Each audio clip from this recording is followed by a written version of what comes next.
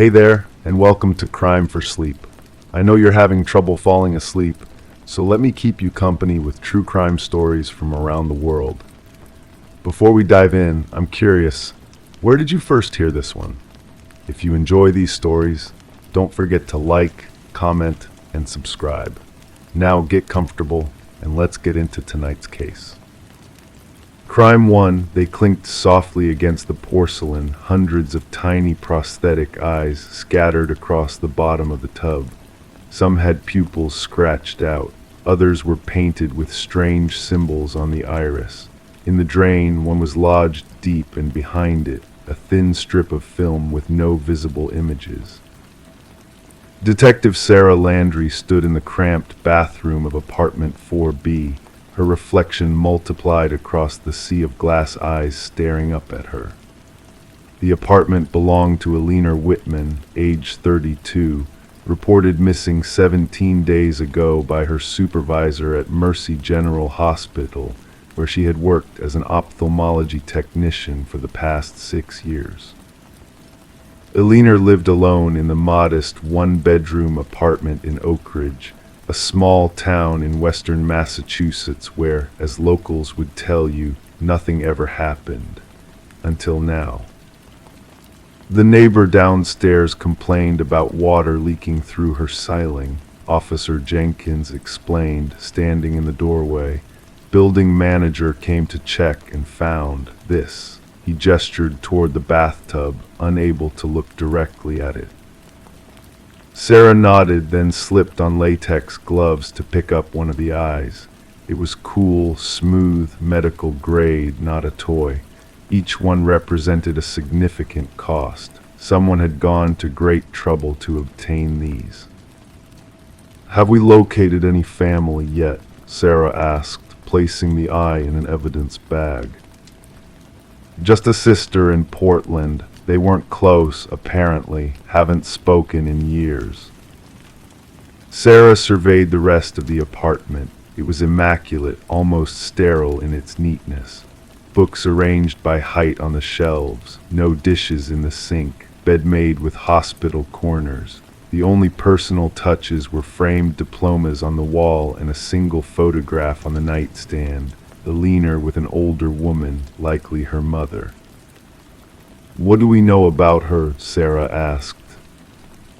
Quiet, kept to herself. Neighbors say they barely saw her.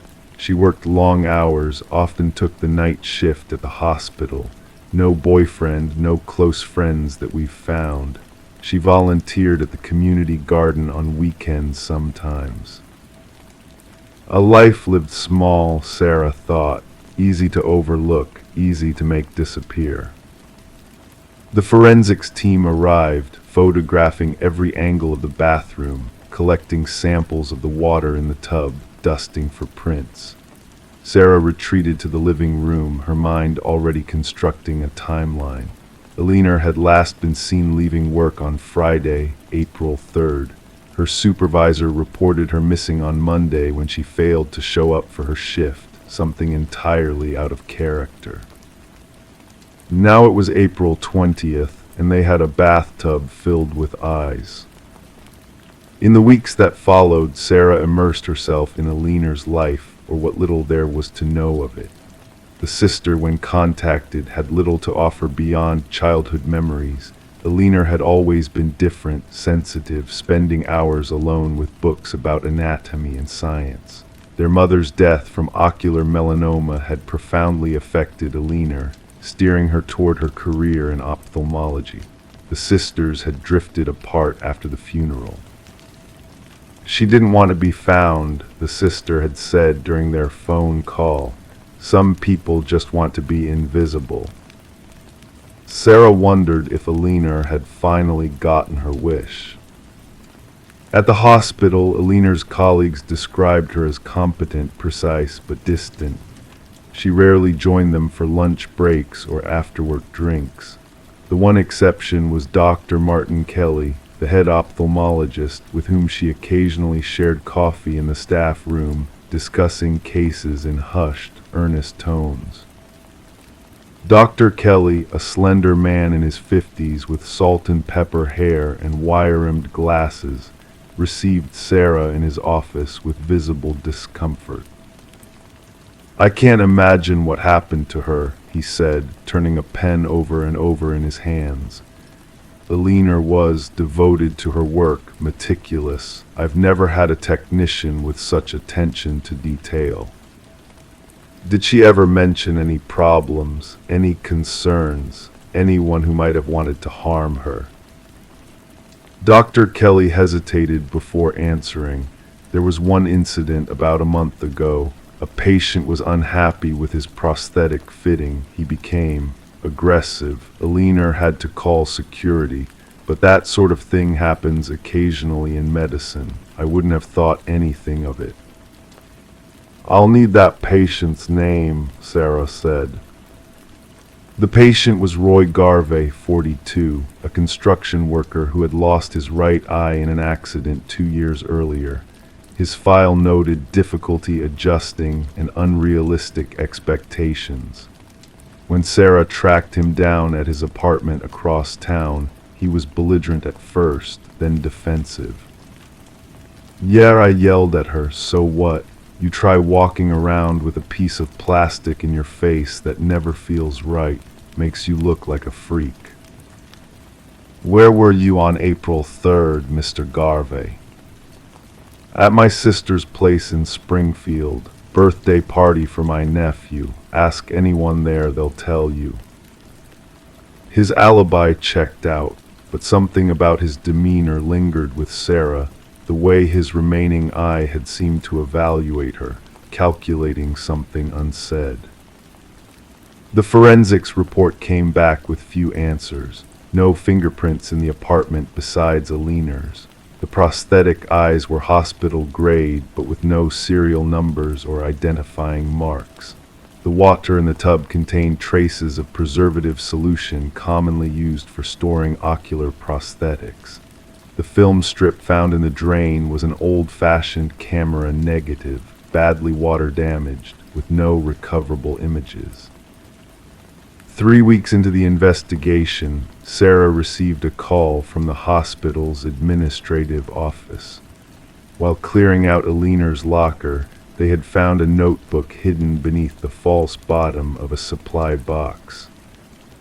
The notebook contained meticulous records, dates, times, and cryptic observations in Alina's precise handwriting. March 2 MK brought in another one today. 3 makes a pattern, always on Tuesdays, always after hours, no paperwork. March 10 examined the storage unit. 27 unmarked containers. Why remove the identifiers? March 15 MK noticed me watching. Offered explanation about research project, not convinced. March 27 found the invoice. Billing to Artisan Ocular Research. Company doesn't exist in any registry I can find. April 1 must check the cold storage tomorrow. Something isn't right. The symbols matched the ones from the Jensen case. MK can't be involved, but if he is. There were no more entries after April 1st. Sarah's focus shifted immediately to Dr. Martin Kelly, whose initials appeared throughout Alina's notes.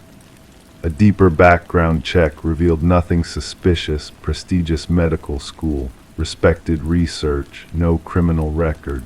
But a search of medical supply orders showed large quantities of prosthetic eye materials being delivered to the hospital's ophthalmology department, far exceeding their patient needs. When Sarah returned to interview Dr. Kelly again, his office was empty. According to the receptionist, he had taken an unexpected leave of absence 3 days earlier. No forwarding address, no explanation. A search warrant for Dr. Kelly's home revealed a house that appeared hastily abandoned. Closets emptied, computer gone, but the refrigerator still stocked with fresh food.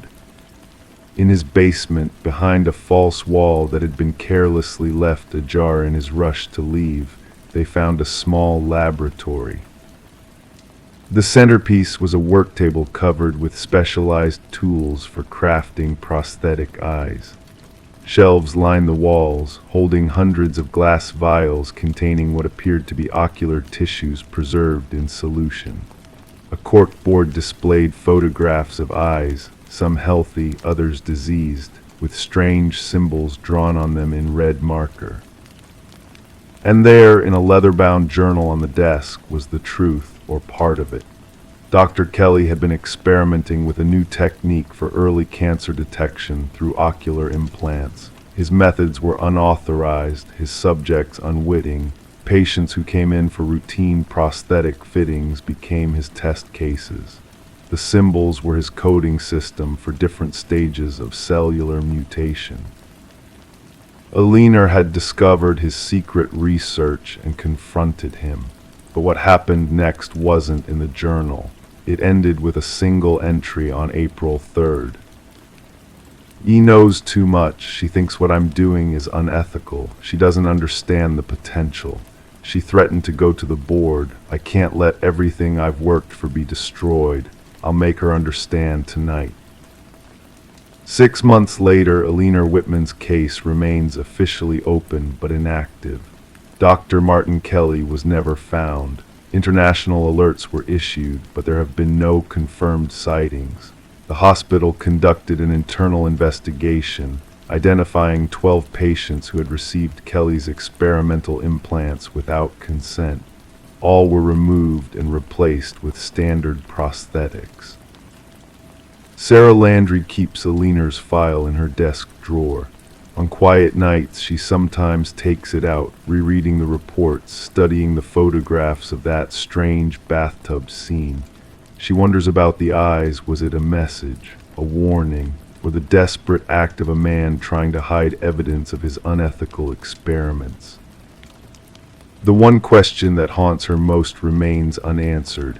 Where is Aliner Whitman? No body has ever been found. No trace of her beyond that immaculate apartment and the bathtub filled with watchful, unseeing eyes. Sometimes in her dreams, Sarah sees them, hundreds of plastic eyes staring up at her from the porcelain tub. And behind them all, she senses Aliner watching, waiting for someone to see the truth that remains hidden just out of sight. Crime 2, at first it looked like a mistake until they realized the knob actually turned. A hidden panel slid open, revealing a crawlspace packed with blankets and juice boxes. On the plywood floor, someone had scrawled, "She said I could stay if I stayed quiet." The house at 47 Larkspur Lane had stood empty for nearly 8 months before the Brennan family moved in during the crisp autumn of 2017. Windham, Connecticut wasn't known for much beyond its historic downtown and the nearby university, but for Michael and Sarah Brennan, it represented a fresh start. Their daughter Ellie had just turned 12, and after years of cramped apartment living in Boston, the sprawling 1930s colonial with its generous backyard seemed like the perfect place to put down roots. The previous owner, Aliner Mackenzie, had passed away at the age of 94, leaving no immediate relatives. The house had been sold through her estate, and the price had been surprisingly reasonable given the neighborhood. "Sometimes you just get lucky," Michael had told Sarah when they signed the closing papers.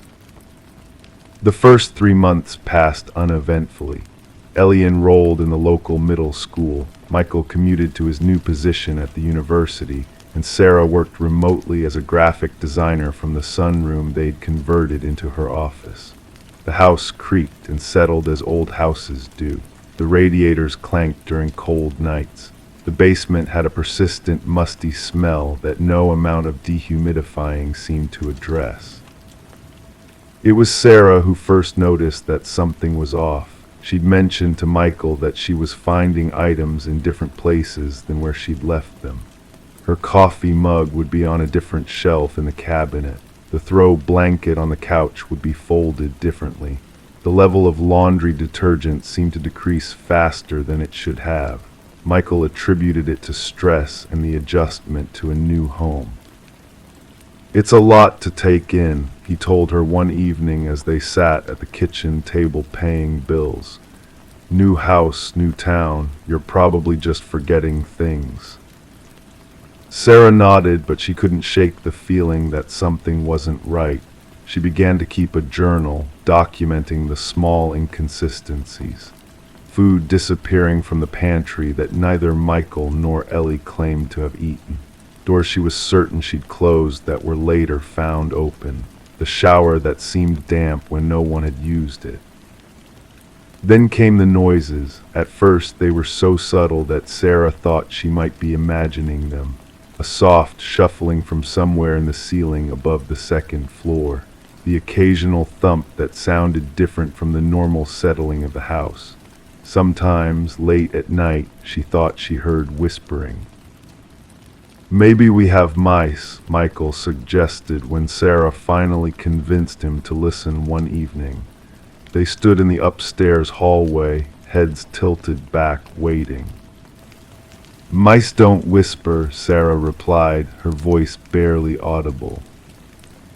Detective Marcus Holloway had been with the Windham Police Department for 23 years when he received the call about 47 Larkspur Lane.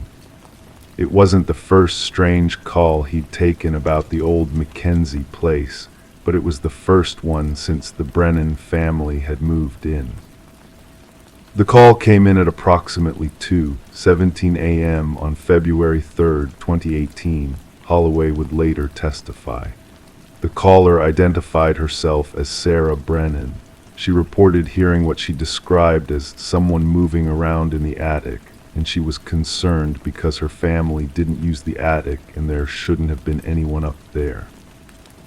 By the time Holloway and his partner arrived at the house, Michael had already investigated. The small access panel to the attic in the hallway ceiling was securely closed, showing no signs of disturbance. The officers searched the house but found nothing unusual.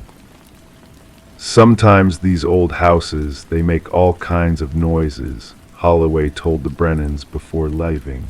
"If you keep hearing things, give us another call." The Brennans installed a security system the following week.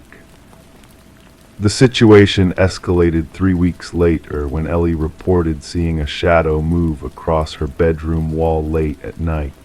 She'd been half asleep, she said, but was certain someone had been in her room. Nothing was missing, and the security system hadn't been triggered. Michael and Sarah began to wonder if the stress of the move was affecting their daughter. They scheduled an appointment with a child psychologist. It was during spring cleaning in early April that Sarah made the discovery that would change everything. She was dusting the crown molding in the master bedroom when she noticed a slight discoloration on the ceiling paint. Standing on a chair for a closer look, she realized it wasn't a discoloration at all, but the faint outline of what appeared to be a small door, about 2 feet square, painted over to match the ceiling. In the center of this outline was something she had somehow never noticed before, a doorknob installed on the ceiling. At first it looked like a mistake, like some bizarre construction error that had never been corrected. But when Sarah reached up and tried the knob, it turned smoothly in her hand. The panel swung downward, revealing a dark opening above. Sarah called Michael immediately. He rushed home from campus, and together they examined the opening.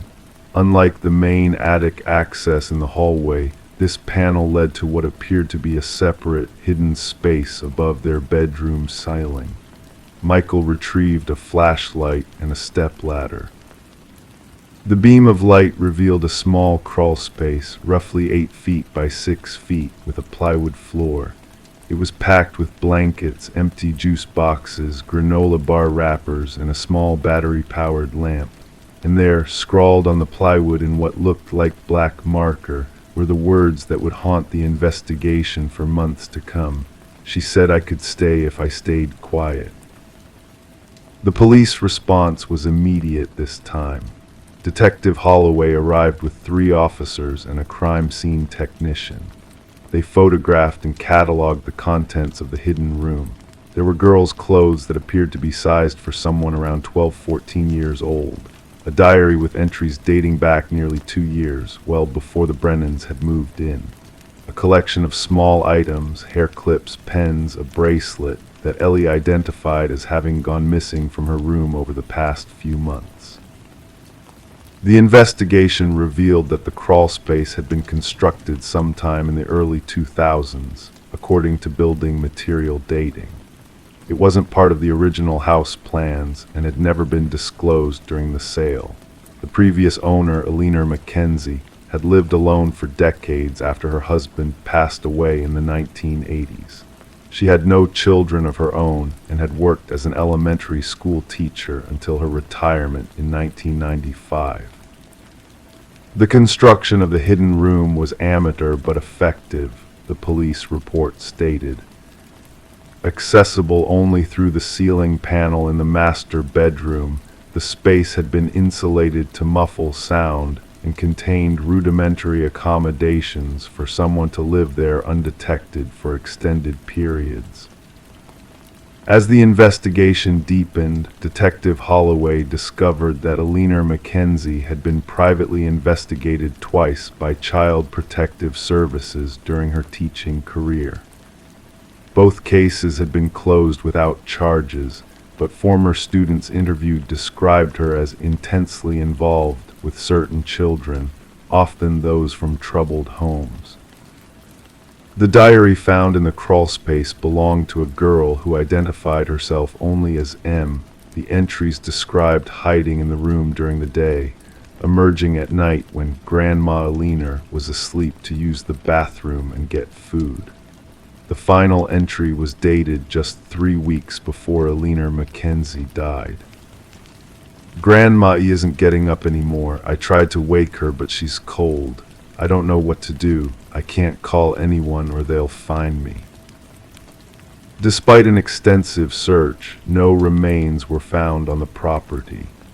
The regional missing persons database was checked against the timeline, and 3 possible matches were identified. Young girls who had disappeared from nearby towns between 2014 and 2016.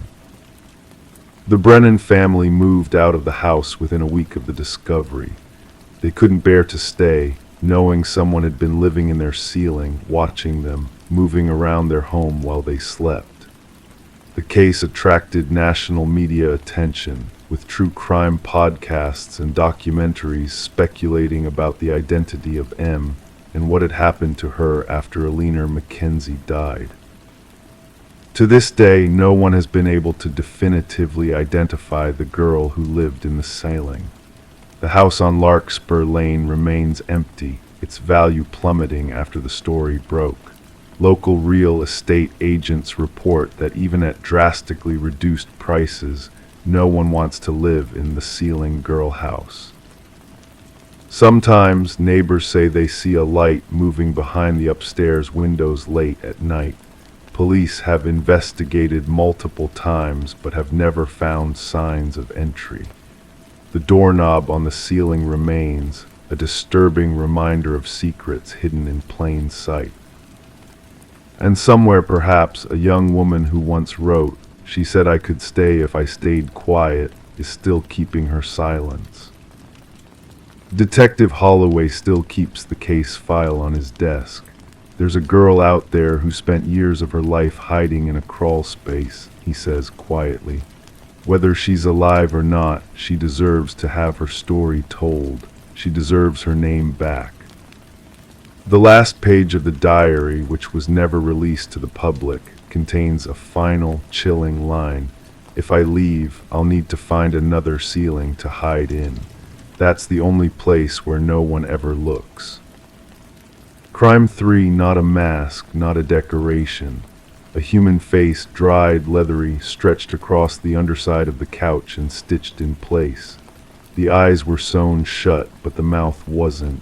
Tucked inside, they found a baby tooth and a locket with no photos inside. This discovery would forever change the quiet suburban community of Oak Ridge, Pennsylvania. But to understand the horror that unfolded in the summer of 2019, we need to go back and meet the Caldwell family, whose lives unraveled thread by thread, much like the stitching that held that grotesque trophy in place. Diane Caldwell was 42 years old when she moved to Oak Ridge with her two children, Emma, 16, and Tyler, 12. They had relocated from Pittsburgh following Diane's divorce from Robert Caldwell, an insurance adjuster with a drinking problem and a history of explosive anger issues. Diane was ready for a fresh start. She had secured a job as a nurse at Oak Ridge Memorial Hospital, working the night shift 3 times a week. The schedule allowed her to be present for her children most days, while earning enough to maintain their modest lifestyle. Their split-level home on Maple Street was unremarkable: beige siding, a small front yard, and the kind of porch where neighbors might stop to chat on summer evenings.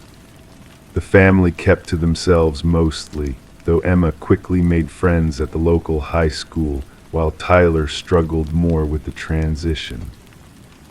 Tyler was a quiet kid, recalled Mrs. Jenkins, who lived next door, always drawing in that sketchbook of his. Polite enough when spoken to, but you could tell something was weighing on him. I figured it was the divorce. What Mrs. Jenkins didn't know, what no one knew, was that Tyler's sketchbook contained increasingly disturbing images. Faces with their features removed, bodies with parts sewn back on incorrectly, animals with human characteristics. The school counselor had noted concerns but attributed them to trauma from the family disruption. The Caldwells had been in Oak Ridge for 8 months when Diane decided to redecorate their living room. The previous owners had left behind a bulky, outdated sectional sofa that dominated the space. She found a second-hand furniture store 30 minutes away in Westbrook that advertised affordable pieces with free delivery. There, she purchased a dark brown leather couch with brass studs along the armrests. The store owner, a man who introduced himself only as Vincent, assured her it was genuine leather, barely used, and would last for years. Vincent arranged delivery for the following Tuesday, when Diane would be home from her shift. 2 men in an unmarked white van brought the couch. Diane later told police they seemed professional enough, though one had an unusual tattoo on his neck that looked like interconnected circles or chain links. They refused her offer of water or coffee and completed the delivery in less than 15 minutes, leaving without much conversation. The couch became the centerpiece of their living room, and for 3 weeks, life continued normally for the Caldwells. Then, Tyler began complaining about an odd smell.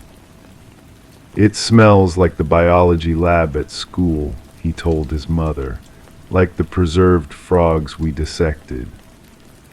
Diane couldn't detect anything unusual, but she sprayed air freshener around the living room to satisfy her son. Emma joked that Tyler was making it up for attention, but the boy insisted, becoming increasingly agitated about spending time in the living room. He began having nightmares, waking up screaming about faces watching him from inside the furniture. On April 14th, Diane came home from her night shift to find Tyler sitting on the floor of the living room, staring intently at the couch. He hadn't slept all night.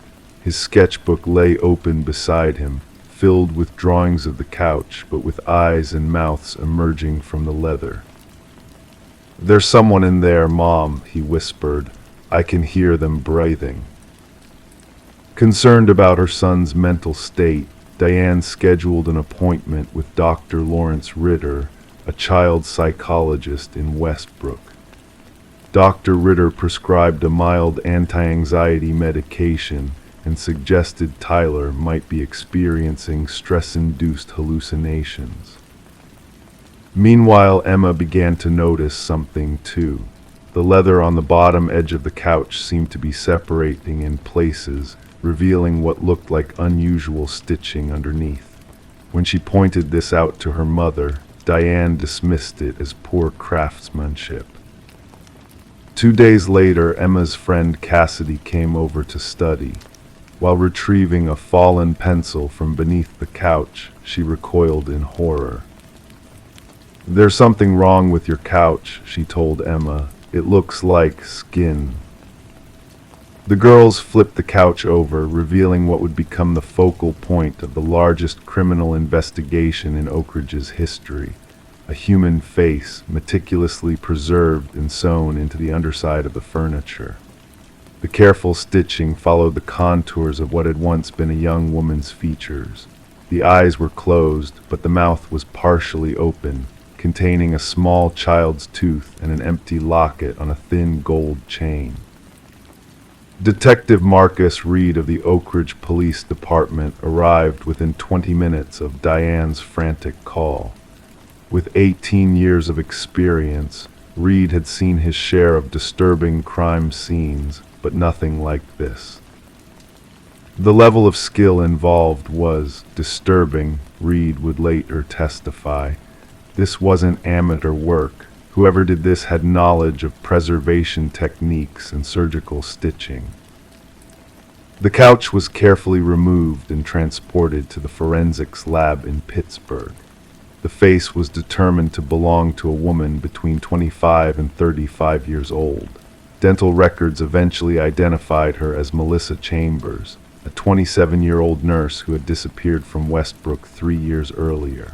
The baby tooth inside the mouth was eventually matched through DNA to her 4-year-old daughter, who had also vanished at the same time. The investigation quickly focused on the second-hand furniture store in Westbrook, but when detectives arrived, they found the building empty. Vincent Harmon, the supposed owner, had vacated the premises overnight, leaving no trace of his inventory or paperwork. The property owner claimed Vincent had paid 6 months' rent in cash and provided minimal personal information. A search through missing persons cases revealed a disturbing pattern. 7 individuals had disappeared from the Tri-County area over the past 5 years. Each disappearance occurred within 2 weeks of a furniture purchase or delivery. Back at the Caldwell home, Tyler's condition deteriorated. He became convinced that other furniture in their house contained human remains. He refused to sit on any upholstered surface and began sleeping on the bare floor. Despite intensive therapy, the boy's trauma persisted. "He keeps saying he knew all along," Diane confided to Detective Reed during a follow-up interview. That he could hear her whispering from inside the couch, that she told him about the others. 3 months into the investigation, police discovered a workshop in an abandoned industrial complex 10 miles outside Westbrook. Inside, they found tools consistent with leather working and taxidermy, chemical preservatives, and most disturbingly, photographs of furniture pieces with what appeared to be human elements incorporated into their design. DNA evidence collected from the workshop matched 3 of the missing persons, including Melissa Chambers. However, Vincent Harmon, if that was even his real name, had vanished completely. Despite a multi-state manhunt, no trace of him could be found. His fingerprints weren't in any database, and the driver's license he had used to rent the property and workshop was discovered to be counterfeit. The delivery men were never identified, though one customer from a neighboring town recalled the man with the chain-link tattoo mentioning something about heading south to Florida for another job opportunity. The Caldwell family couldn't bear to remain in Oak Ridge. 6 months after the discovery, they relocated to Colorado to live near Diane's sister. Tyler required ongoing psychological treatment, and Emma transferred to online schooling after experiencing panic attacks at her new school. The case remains officially open. Detective Reed keeps a photo of the couch in his desk drawer, a reminder of unfinished business. Occasionally, reports emerge from other states: unusual furniture, strange disappearances, individuals matching the vague description of Vincent Harmon or his associates, but solid connections remain elusive. Meanwhile, in countless homes across America, people sit on second-hand couches, sleep on previously owned mattresses, and rest their heads on vintage pillows, never thinking to look too closely at the materials from which their comfort is crafted. And somewhere, perhaps, Vincent continues his work, selecting, preserving, and transforming his victims into functional art that inhabits our most intimate spaces, silent witnesses to our daily lives. The baby tooth and locket recovered from Melissa Chambers' preserved face remain in evidence storage at the Oak Ridge Police Department. The locket, though empty when found, contained microscopic traces of what appeared to be another photograph that had been removed, a photograph that might have revealed the face of the craftsman who continues to elude justice. As for the couch itself, after extensive forensic examination, it was scheduled for destruction. But according to records obtained through a Freedom of Information request, the vehicle transporting it to the incinerator facility was found abandoned along Route 86. The couch was missing. In the silence of night, in homes across America, furniture creaks and settles. Most people dismiss these sounds as the natural noises of inanimate objects, but for those familiar with the Caldwell case, especially for Tyler, who now refuses to enter any room containing upholstered furniture, these sounds carry more sinister possibilities. What might be breathing, watching, waiting inside the places where we rest? Crime 4, no shelves, no food, nothing but one chipped plate resting in the middle of the floor. The dust around it had been disturbed, like it had been recently placed or moved, and on the underside, scratched into the ceramic, "Don't eat until she does." Detective Sarah Mercer stood in the empty pantry of 47 Hawthorne Lane, her flashlight beam fixed on that solitary plate. The Keller family home had been abandoned for 16 days. 16 days since anyone had seen Abigail Keller, the quiet 32-year-old librarian who had lived in this modest colonial house in Millfield, Connecticut for the past 7 years. Abigail had grown up 3 towns over in Westport, the middle child of a high school math teacher and a part-time nurse.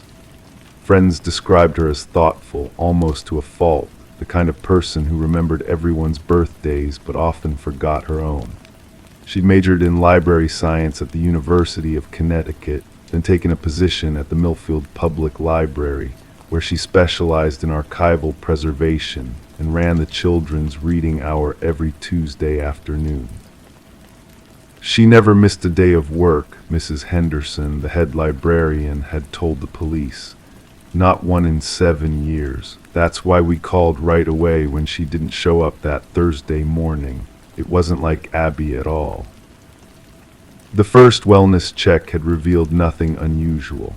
The house was locked, Abigail's blue Honda Civic was gone, and neighbors reported seeing her leave for work that morning as always, 7:30 a.m., travel mug in hand and PR playing softly from her car radio.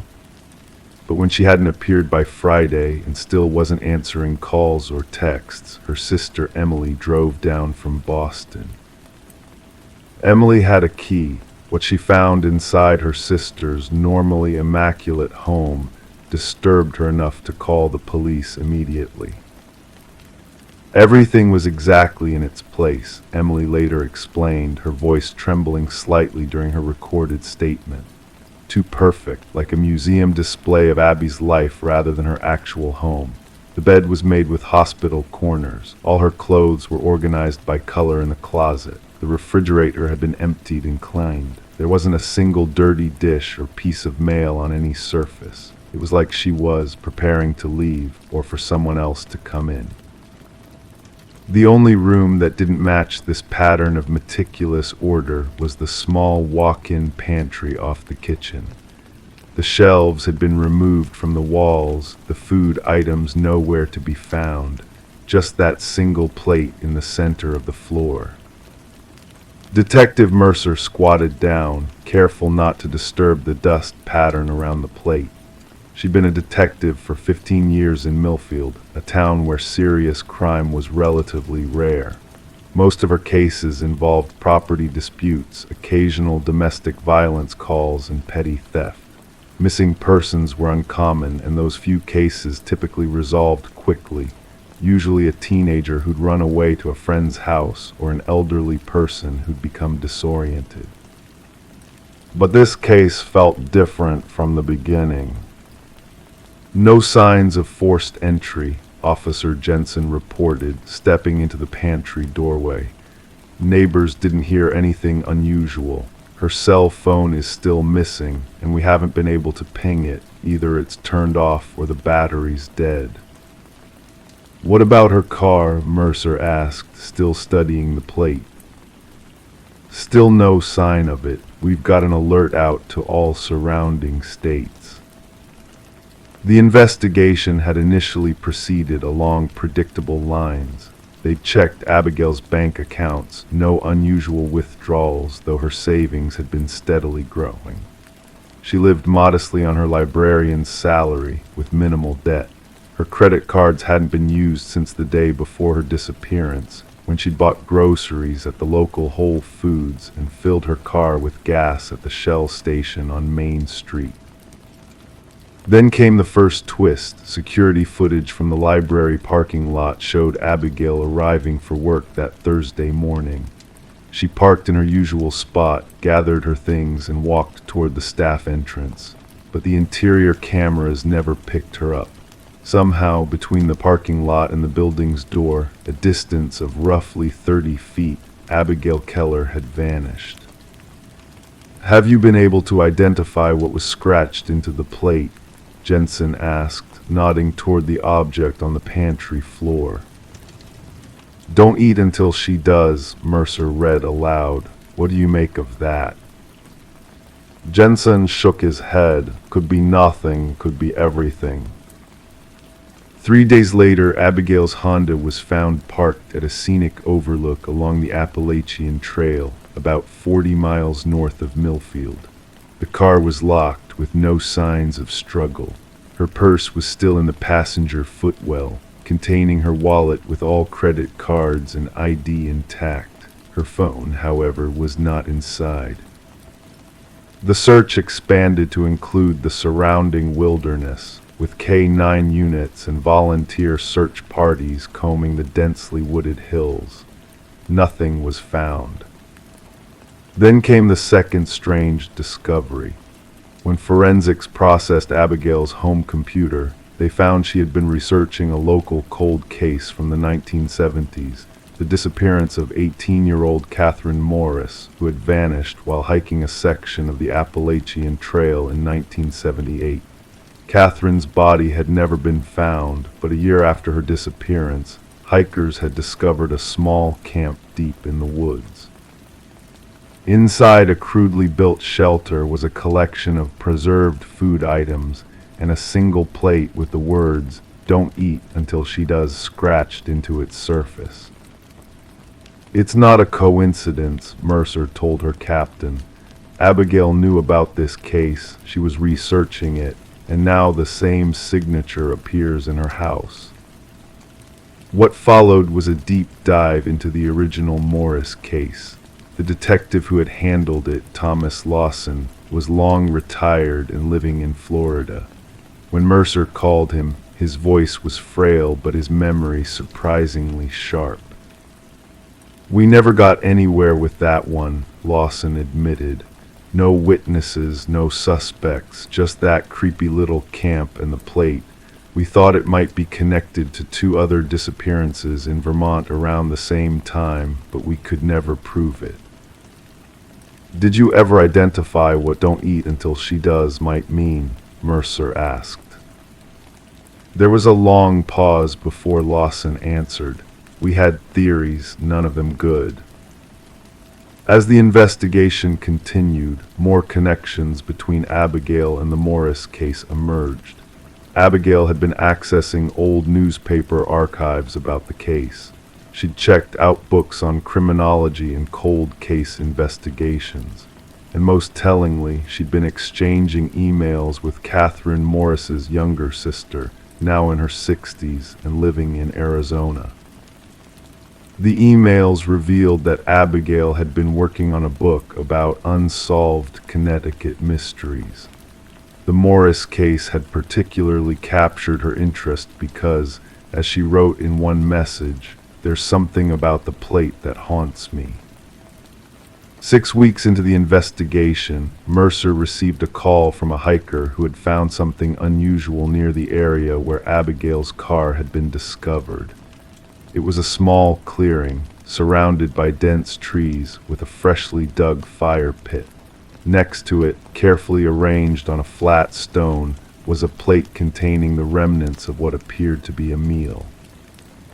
When forensics analyzed the plate and food residue, they made a chilling discovery.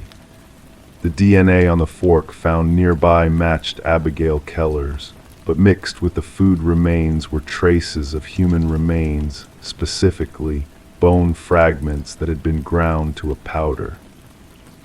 Later testing would confirm these fragments belonged to a female, approximately 18 years old at time of death, who had died decades earlier. The most disturbing theory began to take shape. Someone connected to Catherine Morris's disappearance had become aware of Abigail's research and had targeted her. Perhaps the original killer was still alive, protecting his secret, or perhaps someone connected to the case feared what Abigail might uncover.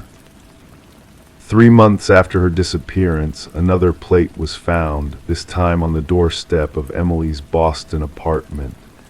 It contained no food, just a handwritten note. "She ate. Now it's your turn." Emily immediately went into protective custody, and the investigation expanded to include federal authorities. But despite increased resources and attention, the case continued to yield more questions than answers. Who had taken Abigail? Was she still alive? What was the significance of the plates and the cryptic messages? And how were these events connected to a decades-old disappearance? The people of Millfield began to lock their doors at night. Parents kept closer watch over their children. Hikers avoided the Appalachian Trail section near town. A community that had once felt safe now lived with a constant undercurrent of fear. 1 year after Abigail's disappearance, Detective Mercer still keeps the case file on her desk. She visits the Keller house periodically, standing in that empty pantry, staring at the outline in the dust where that plate once rested, hoping for the insight that will finally break the case open.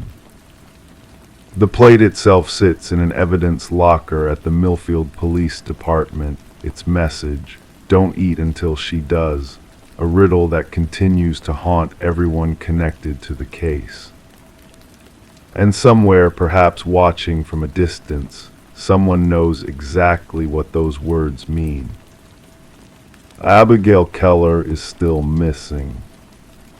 Crime 5, no one had been up there in years, thick dust, cobwebs, silence, but a trail of bare footprints led from the trapdoor to the farthest corner. They stopped abruptly, facing the wall. Under the floorboards, they found bones arranged in a circle around an old cassette labeled "Practice." The Levitt family had lived in the modest 2-story colonial house on Maple Street in Easton, Connecticut for nearly 40 years. Robert and Linda purchased the home in 1982, shortly after their marriage, believing it would be the perfect place to raise a family. The neighborhood was quiet, made up of similar homes with well-kept yards and friendly neighbors who gathered for block parties in the summer and caroling during the holidays. The couple had 2 children, Michael, born in 1984, and Sarah, who came along 2 years later. By all accounts, they were a typical American family. Robert worked as an accountant at a local firm, and Linda taught 3rd grade at Easton Elementary. The children were involved in sports and after-school activities. Michael played baseball and took piano lessons, while Sarah showed promise as a gymnast. When interviewed later, neighbors would recall the Levitts as private but pleasant. They weren't the type to host elaborate parties or share much about their personal lives, but they always waved hello and participated in community events. No one suspected anything unusual about the family until the winter of 2019, when Robert and Linda, now in their early 70s, decided to downsize and move to a retirement community in Florida. That's when the new owners, the Morgans, Jason, Emily, and their 10-year-old daughter Lily, discovered the footprints in the attic. The Morgans had been living in the house for barely 2 weeks when Lily first mentioned hearing strange sounds coming from above her bedroom ceiling. At first, her parents dismissed it as the natural settling of an older home or perhaps squirrels that had found their way into the eaves. But when the noises persisted, soft thuds and what sounded like shuffling, Jason decided to investigate. The entrance to the attic was a small trapdoor in the hallway ceiling. It hadn't been opened in years, evidenced by the way the pull-down ladder stuck and creaked as Jason tugged it free. A cloud of dust descended as the ladder unfolded, causing him to cough and wave his hand in front of his face. "I'm just going to check for animals," he called down to Emily, who stood at the base of the ladder holding a flashlight. "Probably nothing." Jason climbed the ladder, his head disappearing into the darkness above. Emily heard him fumbling with his phone, turning on its flashlight, then silence. "Jason," she called after several moments, "everything okay up there?" When he finally spoke, his voice sounded different, strained. You need to see this." Emily hesitated, then handed the flashlight to Lily with instructions to stay put, and climbed the ladder to join her husband. The attic was exactly as one might expect: low ceiling, exposed beams, and years of accumulated dust and cobwebs. The air was stale and warm. What Emily hadn't expected were the footprints, small, barefoot impressions in the thick dust, leading from the trapdoor entrance across the attic floor to the furthest corner of the space. They appeared to belong to a child or perhaps a small woman. "Those weren't made by an animal," Emily whispered, her eyes following the trail. "No," Jason agreed, "and look, they just stop right at the wall." Indeed, the footprints ended abruptly, as if whoever made them had simply vanished or had been standing there, facing the wall. The strangest part was that there were no returning footprints. Whoever had walked to that corner had never walked back. Jason approached the wall where the footprints ended. It looked ordinary, just wooden panels like the rest of the attic. He pressed against it, half expecting to find a hidden door, but it was solid. "When do you think these were made?" Emily asked, careful not to disturb the prints. "I don't know. The dust is thick everywhere, so it's been a while. But why would someone walk over here and just stand facing the wall?" They called the police that evening. Officer Daniels arrived, a middle-aged man with tired eyes who initially seemed skeptical about being called to investigate footprints in an attic, but after seeing them for himself, his demeanor changed. "You haven't disturbed anything else up here?" he asked, kneeling to examine the prints more closely. No, just walked around them, Jason replied. Officer Daniels nodded, then stood and walked to the corner where the prints ended. He shone his flashlight along the base of the wall, then at the wooden floorboards. Something caught his attention. One of these boards is different, he said, pointing to a section of flooring. See how the grain doesn't match.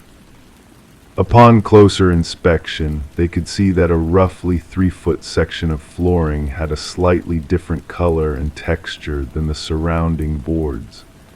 Officer Daniels pressed on one end, and to everyone's surprise, the board lifted slightly.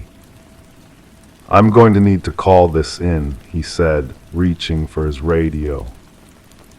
Within hours, the Morgans' new home became a crime scene. Detectives arrived, followed by forensic specialists who carefully removed the loose floorboards. Beneath them was a small cavity containing what appeared to be human remains, bones arranged in a perfect circle around a single object, an old cassette tape labeled simply "Practice."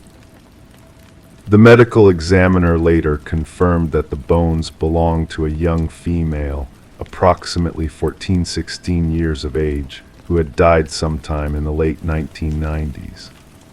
The cause of death couldn't be immediately determined due to the condition of the remains, but the arrangement of the bones was clearly deliberate, not how a body would naturally decompose.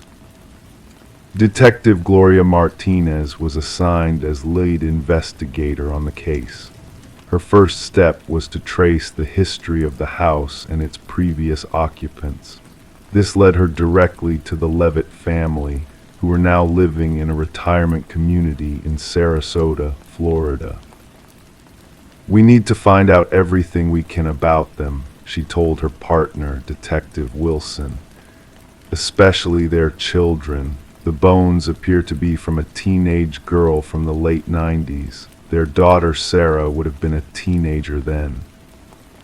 Records showed that Sarah Levitt had been reported missing in October 1999 when she was 13 years old.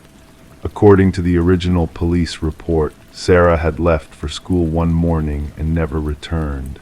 An extensive search was conducted, but no trace of her was ever found. The case eventually went cold. But why would the parents continue living in the house if they knew their daughter's remains were in the attic? Detective Wilson wondered. Maybe they didn't know, Martinez replied, or maybe they did. Either way, we need to talk to them, and we need to find Michael Levitt. He would have been 15 when his sister disappeared. When detectives visited Robert and Linda Levitt in Florida, the elderly couple appeared genuinely shocked at the news. Linda collapsed into tears while Robert repeatedly shook his head in disbelief. Sarah ran away, he insisted. She left a note. We always thought she'd come back one day or at least contact us when she was older. The detectives exchanged glances. Mr. Levitt, there was never any mention of a note in the police report from 1999, Martinez said. Linda looked up, confusion etched on her tear-stained face. But Michael showed us the note. He found it in her room that afternoon. Michael found it, Martinez asked, carefully keeping her tone neutral. Yes, Robert nodded. He came home from school and went to check on Sarah when we couldn't reach her by phone. He found the note on her bed. And what happened to this note? The Levitts looked at each other. We gave it to the police, Linda said, but her voice wavered with uncertainty. Mrs. Levitt, there's no record of any note being submitted to the police during the investigation of your daughter's disappearance. The tension in the room shifted perceptibly. Robert's hands began to tremble slightly. That's impossible. Michael gave it to the officer himself. I was there. Where is Michael now? Detective Wilson asked. "We haven't spoken to our son in many years," Robert answered after a long pause. He had problems after Sarah disappeared. He blamed himself for not protecting her. He moved out when he was 18 and cut contact with us. Further investigation revealed that Michael Levitt had changed his name to Michael Lerner shortly after leaving home. He had moved frequently over the years, but was currently living in Portland, Oregon, where he worked as a music therapist at a rehabilitation center. When detectives finally located and interviewed him, Michael appeared nervous but cooperative. He was now in his mid-30s, with the same dark hair as his sister, but with eyes that seemed perpetually haunted. "I've been waiting for this day," he said quietly after they explained why they were there. "I always knew someone would find her eventually." "So you knew your sister was in the attic?" Martinez asked. Michael closed his eyes. "Not at first, not for years. I really did think she ran away." "But you showed your parents a note." "I wrote it," he admitted. "I found her diary after she disappeared. She had been planning to run away. I was afraid my parents would blame me if they knew the truth." "And what was the truth, Michael?" His hands were shaking now. "Sarah and I used to play in the attic when we were younger. It was our secret place. Our parents never went up there because of my father's bad knees. We'd bring toys, books, and later, when I started getting interested in music, I'd bring my recorder up there to practice without annoying our parents." He paused, swallowing hard. "That fall, I was obsessed with this idea of recording ambient sounds. I had this theory that you could capture energy, emotions, thoughts on tape. I convinced Sarah to help me with an experiment. We went up to the attic late one night." "What kind of experiment?" Martinez pressed when Michael fell silent. "I wanted to record her breathing, her heartbeat. I had this stupid idea about capturing the sound of life. I had her lie down in a circle I'd drawn, said it would help focus the energy. I was just a kid with weird ideas, but then..." "Then what, Michael?" "She started making fun of me, said my experiments were stupid, that I was weird. We argued. I pushed her. She fell and hit her head on one of the exposed beams, hard. She wasn't moving, wasn't breathing. I tried to revive her, but I panicked. I didn't know what to do." "So you hid her body under the floorboards?" Michael nodded slowly. "I knew that section was loose because we'd used it to hide things before. I arranged her the way we had been setting up the experiment, with the tape recorder in the middle. I don't know why. I wasn't thinking clearly." "And the footprints?" "I made those," he admitted, years later. After I moved out, I would sometimes go back when my parents weren't home, just to be near her, I guess, to apologize. The last time was right before they sold the house. I stood there for a long time, facing the wall where she died. The case against Michael Levitt was built primarily on his confession. The cassette labeled Practice contained nothing but static and what audio experts later identified as the faint sound of a young girl breathing, followed by muffled voices arguing, a thud, and then silence. Michael was charged with manslaughter rather than murder, as prosecutors believed his account that Sarah's death had been accidental. He was sentenced to 12 years in prison. The Morgans never moved back into the house on Maple Street. It remained empty for several years, its reputation as the attic house keeping potential buyers away despite significant price reductions. To this day, some locals claim that if you listen carefully on quiet nights, you can hear the faint sound of a teenage girl's laughter coming from the attic. Others insist they've seen fresh footprints in the dust when the house has been vacant, small, barefoot impressions that lead to the corner and stop abruptly. facing the wall. But perhaps the most disturbing detail emerged only after the trial had concluded. When forensic analysts finally managed to enhance and clean up the audio from the cassette tape, they discovered that the recording continued long after the thud and subsequent silence. For nearly 2 hours, the tape captured the sound of labored breathing that gradually weakened until it stopped altogether. Sarah Levitt had still been alive when her brother sealed her beneath the floorboards. Crime 6, wrapped in wax paper, labeled with neat handwriting, 10 human tongues, each preserved in its own bag. Most had bite marks, one was pierced, and one had writing burned into it, "Speak once more." The house had no signs of forced entry, but the bedroom door had been removed from its hinges. In the sleepy town of Millview, Pennsylvania, a place where most residents didn't bother locking their doors at night, Detective Sarah Brandt stood motionless in front of the refrigerator. 23 years on the force hadn't prepared her for this. The soft hum of the appliance was the only sound in the otherwise silent house. Outside, birds chirped in the late September afternoon, oblivious to the horror contained within these walls. The house belonged to Dr. Marcus Whitley, 48, a respected speech pathologist who had lived in Millview for just over a decade. Neighbors described him as quiet but friendly, the kind of person who would wave from his driveway but rarely stop to chat. He kept his colonial-style home impeccably maintained, with neatly trimmed hedges and seasonal decorations that changed like clockwork. Dr. Whitley had grown up in Vermont, the only child of a librarian mother and a father who taught high school biology.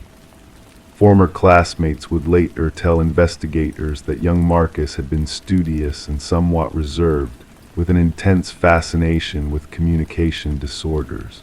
He'd graduated at the top of his class from a prestigious program and had built a successful private practice helping children and adults overcome speech impediments. His patients adored him for his patience and his gentle approach to therapy.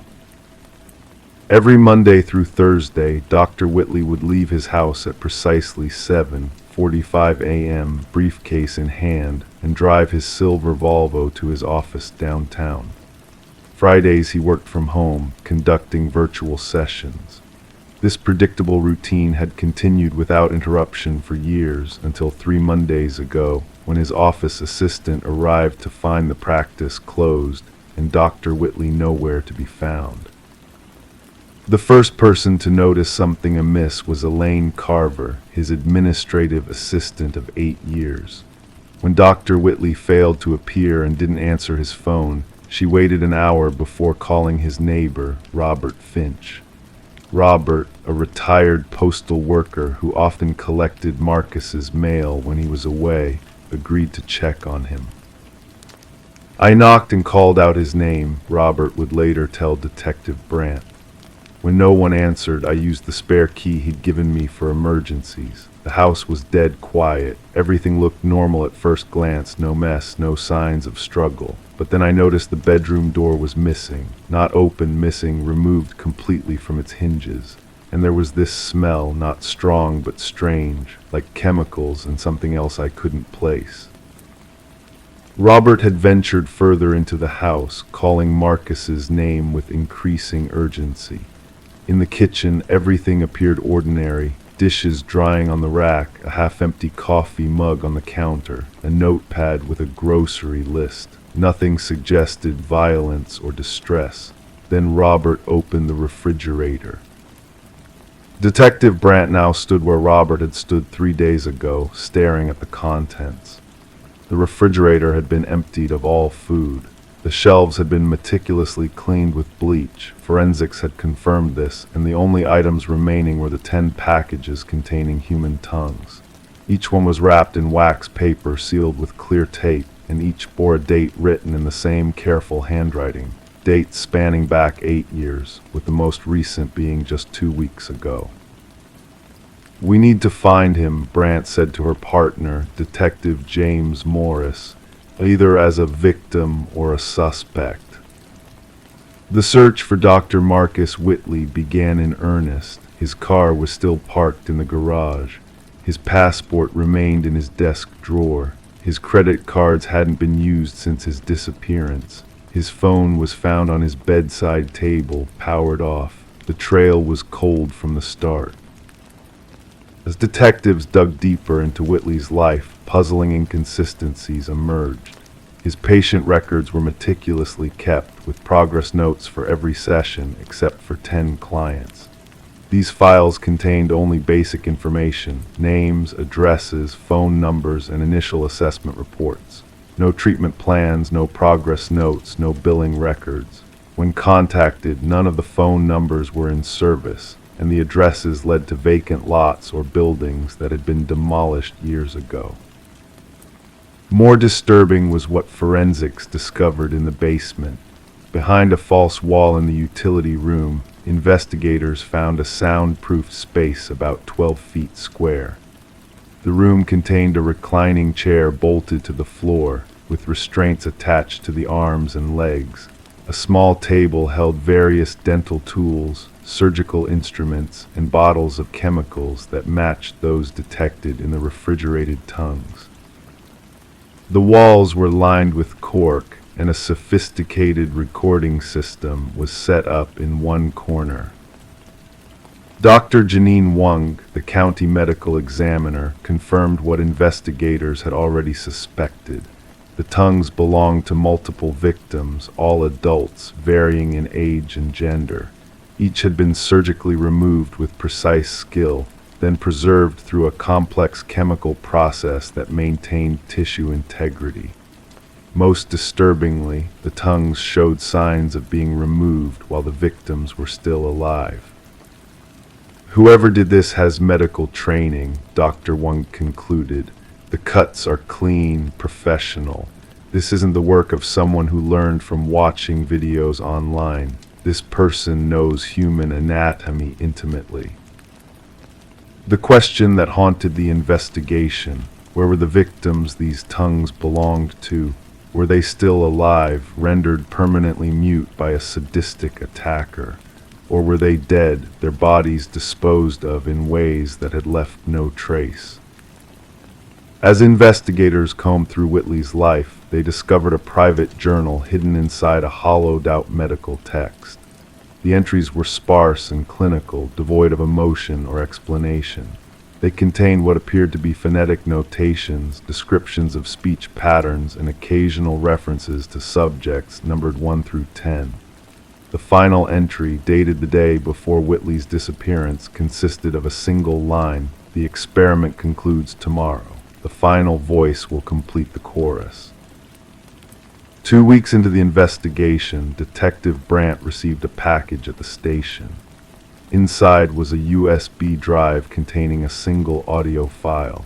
The recording featured 10 distinct voices reciting the same phrase: "I have given my voice to the silence," followed by what sounded like choral singing without words, just haunting vocalizations that made the hairs on Brandt's arms stand up.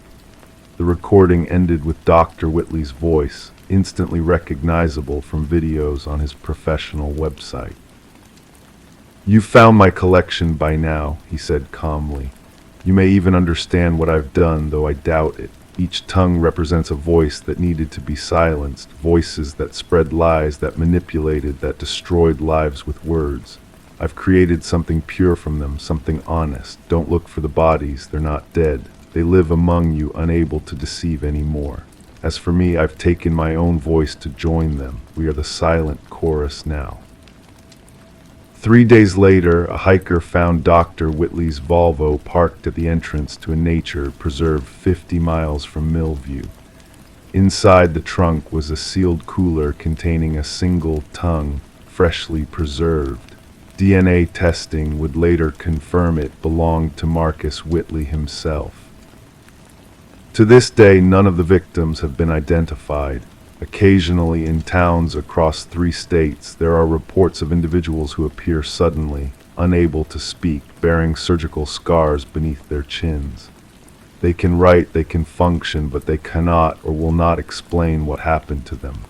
Some have tried to communicate through writing, but their stories are inconsistent, confused, as if their memories have been altered along with their anatomy. Detective Sarah Brandt still keeps the case file on her desk. Sometimes, late at night when the station is quiet, she listens to the recording, trying to decipher any clue in the strange chorus of the voiceless. And sometimes she swears she can hear them trying to form words, warnings, perhaps, or confessions. But without tongues, without voice, their secrets remain locked away, preserved like specimens in a madman's refrigerator, silent testimonies to an obsession no one fully understands. In Millview, residents now lock their doors. They think twice before making appointments with new doctors, and they pay closer attention to those who cannot speak, wondering if they're looking into the eyes of one of Dr. Whitley's subjects, or if Whitley himself is still out there, his own tongue removed, watching and listening to a world of voices he sought to silence. The house on Maple Street remains empty, a silent monument to unspeakable crimes. The refrigerator has been removed, the basement sealed off. But sometimes neighbors report hearing strange sounds in the night, not voices exactly, but something like humming, a chorus without words, drifting through the darkness like a lullaby for the silenced. Crime 7, when they lifted the mattress, the support beams had been hollowed out and filled with stacks of copied documents, driver's licenses, report cards, prescriptions. All belonged to different children. None were ever reported missing, but the last sheet had a handwritten note, "Keep these, the originals are gone." The discovery happened on a Tuesday. Not a remarkable Tuesday by any means, just an ordinary September afternoon in Millbrook, Nebraska. The kind of day when the summer heat still clung to the sidewalks, but the promise of autumn hung in the air. Officer Dana Reeves had responded to what seemed like a routine call, an abandoned property complaint from neighbors about 1422 Sycamore Lane. The small ranch-style home had belonged to Arthur Whitman, a 68-year-old retired high school janitor who lived in Millbrook his entire life. Neighbors described him as quiet, polite, unremarkable. He'd wave from his porch, occasionally attend community barbecues, but largely kept to himself. When mail began piling up in his box and his lawn grew unkempt, a neighbor finally called the police. No one had seen Arthur for nearly 3 weeks. Dana Reeves had been with the Millbrook Police Department for 12 years. She'd handled missing persons before, domestic disputes, even the occasional armed robbery. But nothing in her training had prepared her for what she would find in Arthur Whitman's bedroom. The house itself appeared ordinary at first glance. Modest furnishings, dated wallpaper, a kitchen with unwashed dishes in the sink. The living room contained a worn recliner facing an old television set, a bookshelf filled with paperback westerns, and framed photographs of landscapes, but notably no people. Officer Reeves noted that the home smelled stale but not putrid. No signs of violence or struggle presented themselves. In Arthur's bedroom, a twin bed with a floral comforter stood against the wall.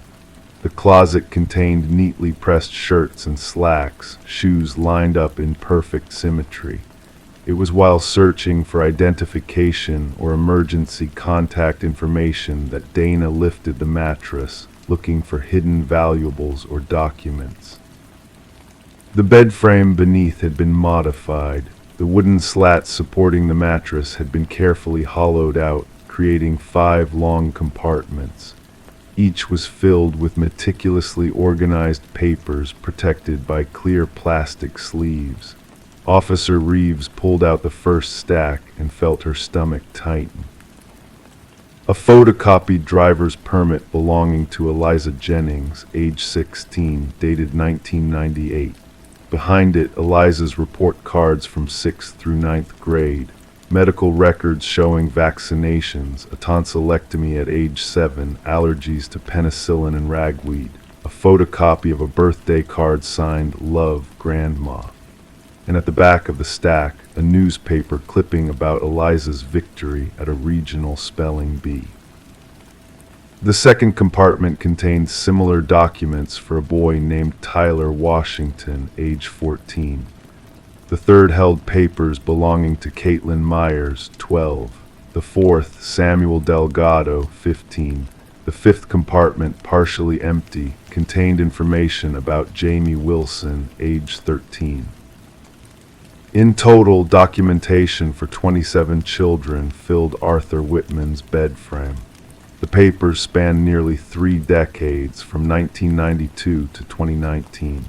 Each collection told the fragmented story of a young life, academic achievements, medical visits, family celebrations, hobbies, and each one ended abruptly, with no documentation beyond a certain point. The handwritten note that had been placed atop the final stack read in full, "Keep these. The originals are gone. I couldn't save them, but I preserved what I could."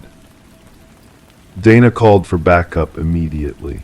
Within hours, the quiet house on Sycamore Lane became a crime scene. Yellow tape cordoned off the property as forensic technicians cataloged every document, photographed every room, and searched for fingerprints, DNA, any evidence that might explain what Arthur Whitman had been doing with these records. As news traveled through Millbrook, the community reaction transformed from confusion to horror. Parents clutched their children closer. Neighbors who had known Arthur for decades questioned everything about their interactions with him. Had he been watching the neighborhood children? Had anyone gone missing in Millbrook over the years? Detective Marcus Holloway was assigned as lead investigator. A 20-year veteran with salt and pepper hair and deep creases around his eyes, Holloway approached the case methodically. His first task was determining if these children actually existed, and if they did, what had happened to them. The most disturbing aspect, Detective Holloway would later confide to his wife, is that none of these kids match any missing persons reports. Not locally, not in the national database. Every name, every date of birth, every address we've checked has led to nothing.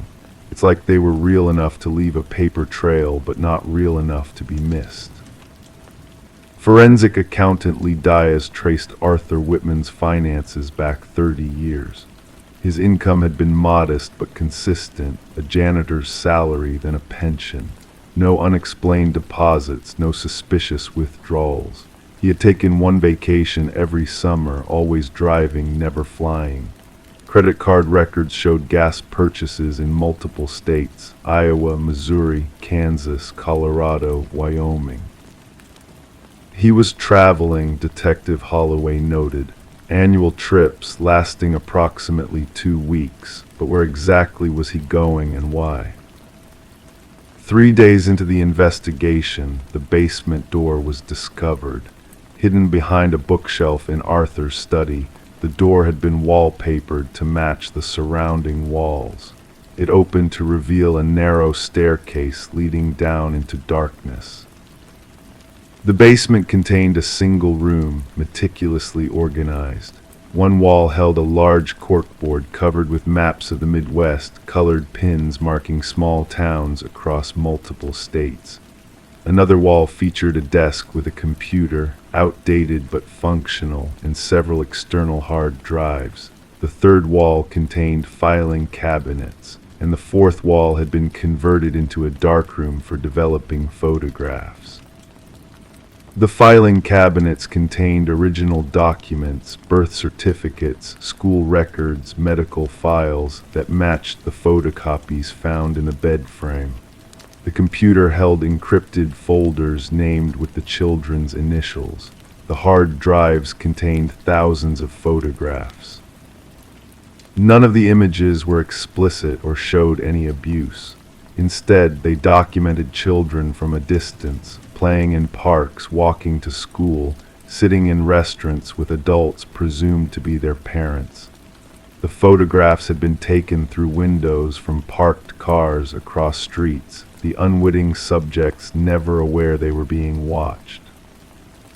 Detective Holloway brought in FBI Special Agent Renee Parsons, a specialist in crimes against children. Together, they pieced together a theory. Arthur Whitman had been tracking children who matched a specific profile, all between the ages of 12 and 16, all from small towns, all seemingly ordinary kids from middle-class families. But why and what had happened to them? The breakthrough came 6 days into the investigation, when officers found Arthur Whitman's journal hidden inside a hollowed-out Western novel. The entries spanned decades, written in a neat, precise handwriting that grew shakier in the most recent pages. The journal revealed that Arthur had once had a daughter named Lily. In 1990, when Lily was 14, she had disappeared while walking home from school. Despite an extensive search, no trace of her was ever found. The police investigation eventually went cold. No suspects were identified. No body was recovered. Arthur's marriage had collapsed under the weight of grief. His wife left Millbrook, remarried, started a new family. Arthur stayed, took the job at the high school, and began his lonely vigil. The journal entries grew increasingly disturbing as years passed. Arthur became convinced that Lily's disappearance was connected to other missing children, children whose absences had gone unreported because they had been taken by their own parents. He believed he had identified a network of adults who were trafficking their children, moving frequently to avoid detection. They sell their own kids, one entry read. Move town to town, change names, the system doesn't notice. Teachers don't ask questions when a new student doesn't show up. Doctors don't follow up when appointments are missed. Neighbors don't know enough to realize something's wrong, but I notice, I keep track. Someone has to remember these children existed. Each summer, Arthur would travel to small towns across the Midwest, following leads he'd gleaned from obituaries, school registrations, property records. He would identify children he believed were at risk, document their existence, and then watch for signs they were about to disappear. But had Arthur Whitman uncovered an actual trafficking network, or had grief twisted his perception of reality? Had he become a documentarian of genuine crimes, or had he constructed an elaborate fantasy to process his own loss? The most recent journal entry, dated just 3 weeks before his disappearance, provided a chilling conclusion. Found Jamie's family moving again. Third time in 2 years. Confronted the father this time. He knew who I was, said I shouldn't have interfered. I'm not safe now. Neither is my evidence. Making copies tonight. Will hide them where they'll be found if something happens to me. Arthur Whitman's body was discovered 2 days later in his car at the bottom of Lake McConoy, 80 miles from Millbrook. The medical examiner determined he had been dead for approximately 3 weeks. The cause of death, a single gunshot wound to the head. A revolver was found in his right hand. FBI agents investigated the families Arthur had documented. 5 were located. All insisted they had moved frequently for legitimate reasons, job changes, financial difficulties, family health issues. All expressed shock and horror at Arthur's allegations. All cooperated fully with the investigation. Jamie Wilson's family could not be located. Their last known address in Hastings, Nebraska, was now occupied by a young couple who had never heard of the Wilsons. School records confirmed Jamie had been enrolled in the local middle school for 3 months before being withdrawn due to family relocation. 1 year after the discovery at 1422 Sycamore Lane, the investigation remains officially open, but has yielded few answers. Was Arthur Whitman a disturbed individual whose grief manifested as an elaborate conspiracy theory, or had he uncovered something sinister that ultimately led to his death? In Millbrook, opinions are divided. Some believe Arthur was mentally ill, a tragic figure whose delusions drove him to suicide. Others think he was a vigilante who sacrificed himself to expose crimes that continue unseen in America's heartland. The documents from Arthur's bed frame remain in evidence storage at the Millbrook Police Department. Sometimes, late at night, Detective Holloway returns to the file, studying the photocopied fragments of 27 young lives, wondering if any of these children are still out there, if any could still be saved. And in small towns across the Midwest, when a family moves away suddenly, when a child stops coming to school and no one asks why, a few people remember the story of Arthur Whitman and wonder what secrets might be hidden behind their neighbors' closed doors.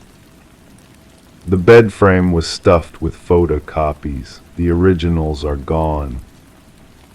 Crime ate all four walls in the nursery, chewed, gnawed, stripped down to the drywall. Some were deep enough to expose insulation. Embedded in one corner was a baby pacifier, fused into the wall with dried saliva. DNA tests confirmed it didn't belong to the baby. The Langford family had moved into the modest two-story colonial in Oak Ridge, Michigan, just 11 months before the incident. Sarah and Michael, both in their early 30s, had been searching for the perfect place to raise their daughter, Emma, who had just turned 1. The neighborhood was known for its safety, good schools, and quiet streets lined with maple trees that turned brilliantly orange in the fall. Sarah was a pediatric nurse who had reduced her hours to part-time after Emma was born. Michael worked remotely as a software engineer for a company based in Chicago. They were, by all accounts, an ordinary couple living an ordinary life. Neighbors would later describe them as friendly but private, the kind of people who would wave and smile but rarely initiated deeper conversations. On the morning of April 17, 2023, Sarah called her mother, Diane, at precisely 9:37 a.m. The call lasted 2 minutes and 14 seconds. According to phone records, this was unusually brief for their morning check-ins, which typically stretched to 30 minutes or more. When questioned later, Diane would recall that Sarah sounded distracted and mentioned something about a strange smell in Emma's room. She thought maybe an animal had died in the wall, Diane told investigators. She said she'd been smelling it for days, but Michael couldn't detect it. Security footage from the Langford's Ring doorbell camera showed the mail carrier delivering packages at 10:22 a.m. The carrier, Jeffrey Williams, would later testify that he heard what sounded like furniture being dragged across the floor from inside the house. He thought nothing of it at the time. At 11:47 a.m., Sarah sent a text message to Michael, who was working at a local coffee shop that morning to escape construction noise on their street. The message read, "Come home, something's wrong with Emma's room." Michael arrived home at 12:09 p.m. The Ring camera captured his hurried entrance, the front door left ajar in his haste. 17 minutes later, at 12:26 p.m., the camera recorded Michael running out of the house, phone pressed to his ear, his face drained of color. The 911 call was placed at 12:27 p.m. "I need police and ambulance. My wife, she's the baby's room, please hurry," Michael told the dispatcher, his breathing erratic, words fragmented. Officer Tanya Rodriguez was first to arrive on scene at 12:41 p.m. Her body camera footage would later become central to the investigation. As she entered the home, the camera captured Michael sitting on the bottom step of the staircase, head in his hands, rocking slightly back and forth. She was fine this morning, he repeated. She was fine. Officer Rodriguez proceeded upstairs, her footsteps creaking on the wooden steps. The hallway was dim despite the midday hour, all curtains drawn throughout the upper floor. At the end of the hall was a door painted pale yellow with a wooden sign spelling Emma in pastel letters. What Rodriguez found inside that room would haunt her for years to come. Sarah Langford was sitting cross-legged in the center of the nursery, surrounded by stuffed animals arranged in a perfect circle. Emma was nowhere to be seen. The crib stood empty, its sheets torn and twisted. The changing table had been pushed against the window, blocking most of the natural light. But it was the walls that commanded attention. Every surface covered in bite marks, human bite marks, hundreds of them, some fresh enough that the drywall dust still hung in the air. Others older, with yellowed edges suggesting they had been made days, perhaps weeks earlier. "Ma'am," Officer Rodriguez called out. "Sarah, where's Emma?" Sarah didn't respond immediately. When she finally looked up, her expression was eerily calm. "She needed to go back inside," was all she said, her voice soft and melodic. "They told me she needed to go back inside." A thorough search of the house revealed no sign of baby Emma. The basement door was locked from the outside with 3 separate padlocks that weren't standard to the home. When officers broke through, they found only empty storage boxes and cleaning supplies. No evidence of the child. The investigation that followed would uncover layers of a story far more complex than anyone initially imagined. Michael's parents arrived from Toledo that evening. His father, Robert Langford, appeared genuinely shocked by the situation. His mother, Catherine, however, asked a question that investigators found peculiar. "Did you check the walls?" When questioned about this statement, Catherine explained that Sarah had been sending her strange text messages for weeks about something living in the walls of Emma's room. She had dismissed it as new mother anxiety, especially since Sarah had been diagnosed with postpartum depression 3 months after Emma's birth. "I told Michael to take her to the doctor," Catherine said during her interview, "but he said she wouldn't go, said she was fine when he was home." Dr. Elaine Mercer, Sarah's psychiatrist, revealed during questioning that Sarah had missed her last 3 appointments. In their final session, 6 weeks before the incident, Sarah had mentioned hearing scratching sounds coming from her daughter's room at night. "I recommended increasing her medication," Dr. Mercer stated. "She refused. She was convinced the sounds were real." The investigation took a disturbing turn when forensic analysis of the bite marks revealed an unexpected detail. While many of the marks matched Sarah's dental records, approximately 30% of them came from a different source. The DNA extracted from the saliva in these marks didn't match anyone in the family. Even more puzzling was the pacifier embedded in the wall. Laboratory tests confirmed it wasn't Emma's. The DNA belonged to a child who wasn't in any database. The pacifier itself was an older model that had been discontinued 5 years earlier. As detectives dug deeper into the house's history, they discovered that before the Langfords, the home had been vacant for nearly 2 years. The previous owners, the Cartwrights, had moved out suddenly, selling the house at a significantly reduced price. When contacted, Alina Cartwright was initially reluctant to discuss the property. After persistent questioning, she finally admitted, "We heard things too. My husband thought I was imagining it, but I wasn't. Our son Thomas, he was 3, started talking about the baby in the wall who wanted to play with him at night." The Cartwrights had never had another child besides Thomas. On day 5 of the investigation, cadaver dogs were brought in. They showed interest in the nursery walls, but nowhere else. When sections of the wall were removed, investigators found nothing within the structure itself. No remains, no evidence of tampering with the framework of the house.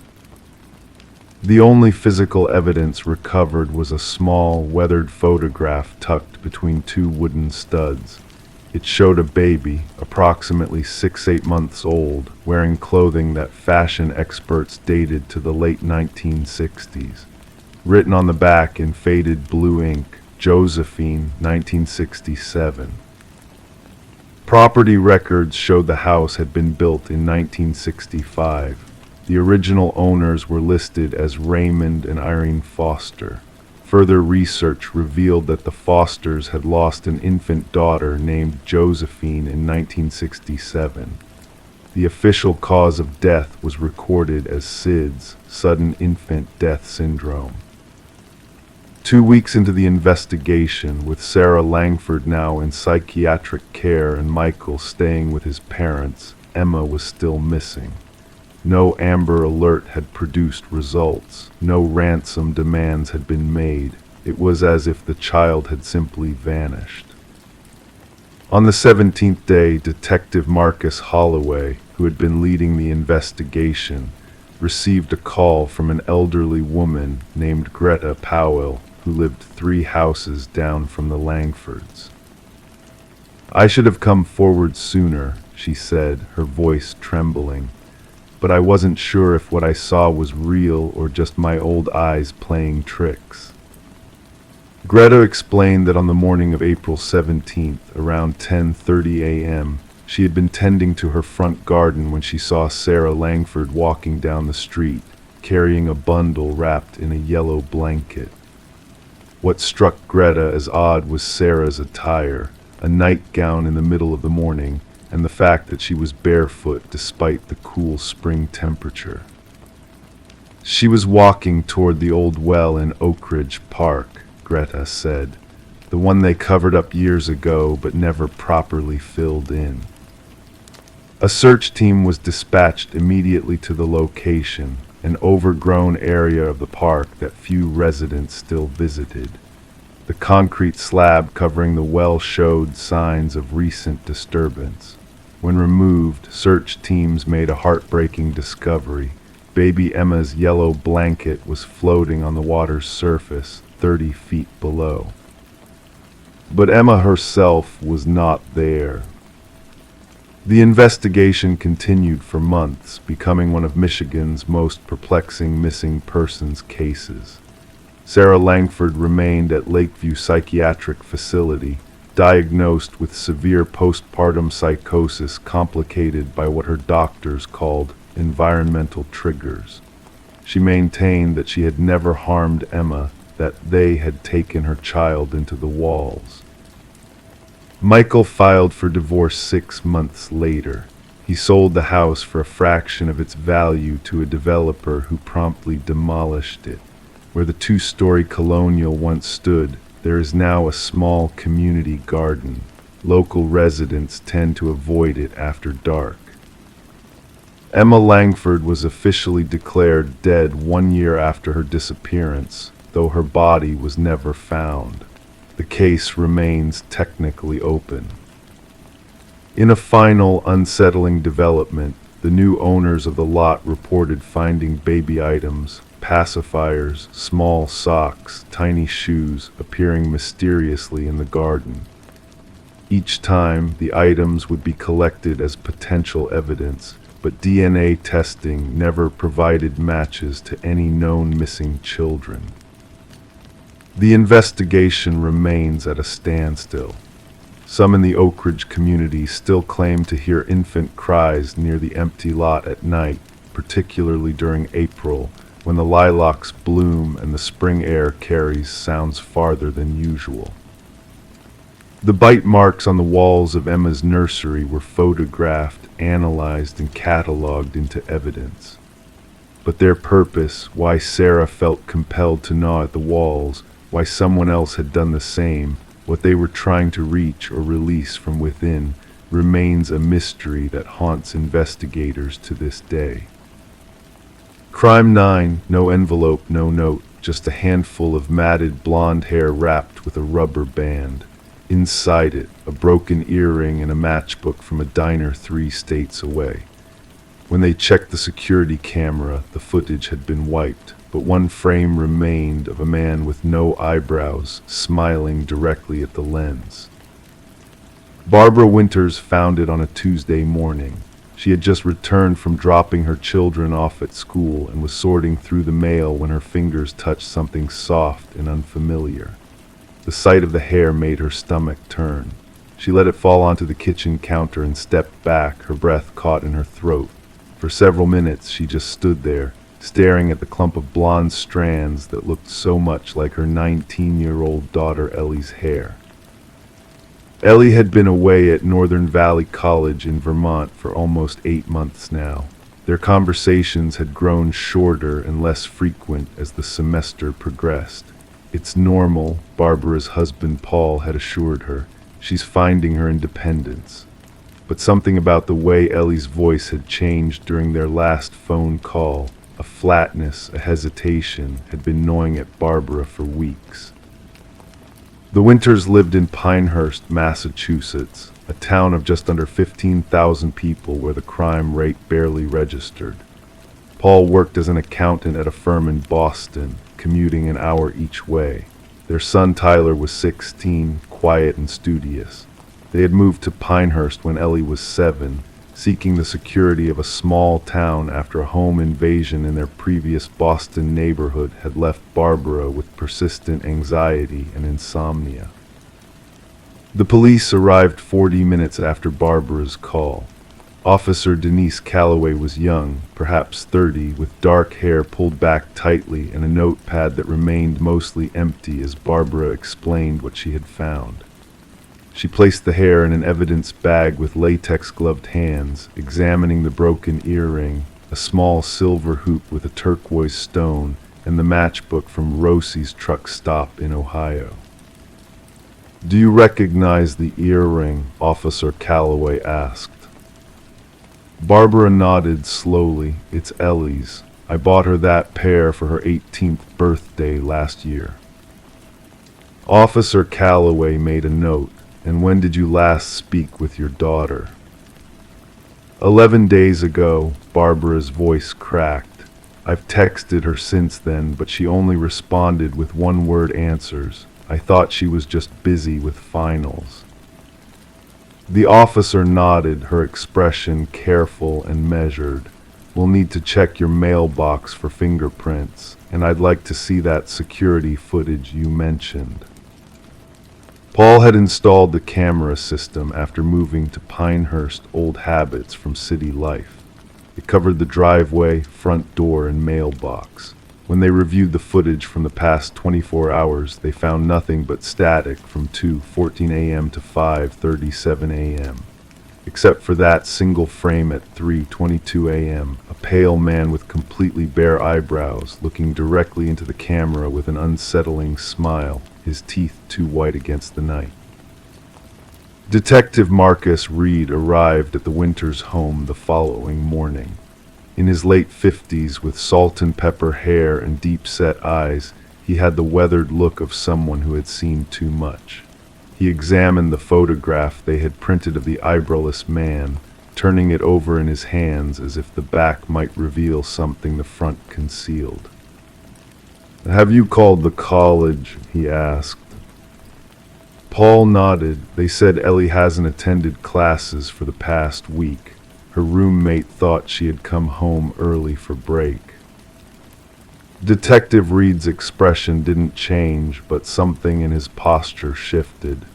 "We'll need her computer, phone records, bank statements, anything that might tell us who she's been in contact with." The investigation began slowly, methodically. They learned that Ellie had withdrawn $200 from an ATM on campus 9 days ago. Her phone had last pinged a tower near the Vermont-New York border 8 days ago. Her social media accounts had been inactive since then. 3 days into the investigation, they received the first call from Ellie's phone. Barbara answered, her hands trembling. "Hello," she whispered. There was silence on the other end, then breathing, slow and deliberate, before the call disconnected.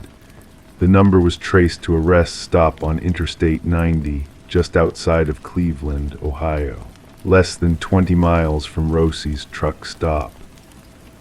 Detective Reed assembled a team to review security footage from the rest stop and the truck stop. Meanwhile, he interviewed Ellie's friends and professors. A pattern emerged. Over the past 2 months, Ellie had grown withdrawn. She had dropped out of the campus theater group she had once loved. Her roommate mentioned a new friend, someone older who didn't attend the college. She never brought them around, the roommate said, but she'd get these calls and then disappear for hours. 5 days after the hair arrived, they found Ellie's car. It was parked behind an abandoned factory in Albany, New York. The interior was immaculate, too clean, Detective Reed noted. No fingerprints, not even Ellie's. In the trunk, they found her suitcase, neatly packed with clothes for a weekend trip. And beneath that, a notebook containing pages of what appeared to be coded messages. Numbers and letters arranged in columns, circled phrases that meant nothing to the investigators. Barbara broke down when she saw the notebook. "This isn't Ellie's handwriting," she sobbed. "It's close, but it's not hers." The following day, another package arrived at the Winters' home. This time, it contained a Polaroid photograph of Ellie sitting at a diner booth, staring blankly at the camera. She was wearing the same clothes she had last been seen in on campus. On the back of the photo, written in handwriting that mimicked Ellie's but wasn't quite right, "I'm learning so much." Detective Reed placed officers outside the Winters' home. The FBI joined the investigation, focusing on the possibility of an interstate abduction. They identified the diner and the Polaroid as Rosie's truck stop. When agents visited, they found a waitress who remembered seeing Ellie 3 days earlier. "She was with a man," the waitress recalled.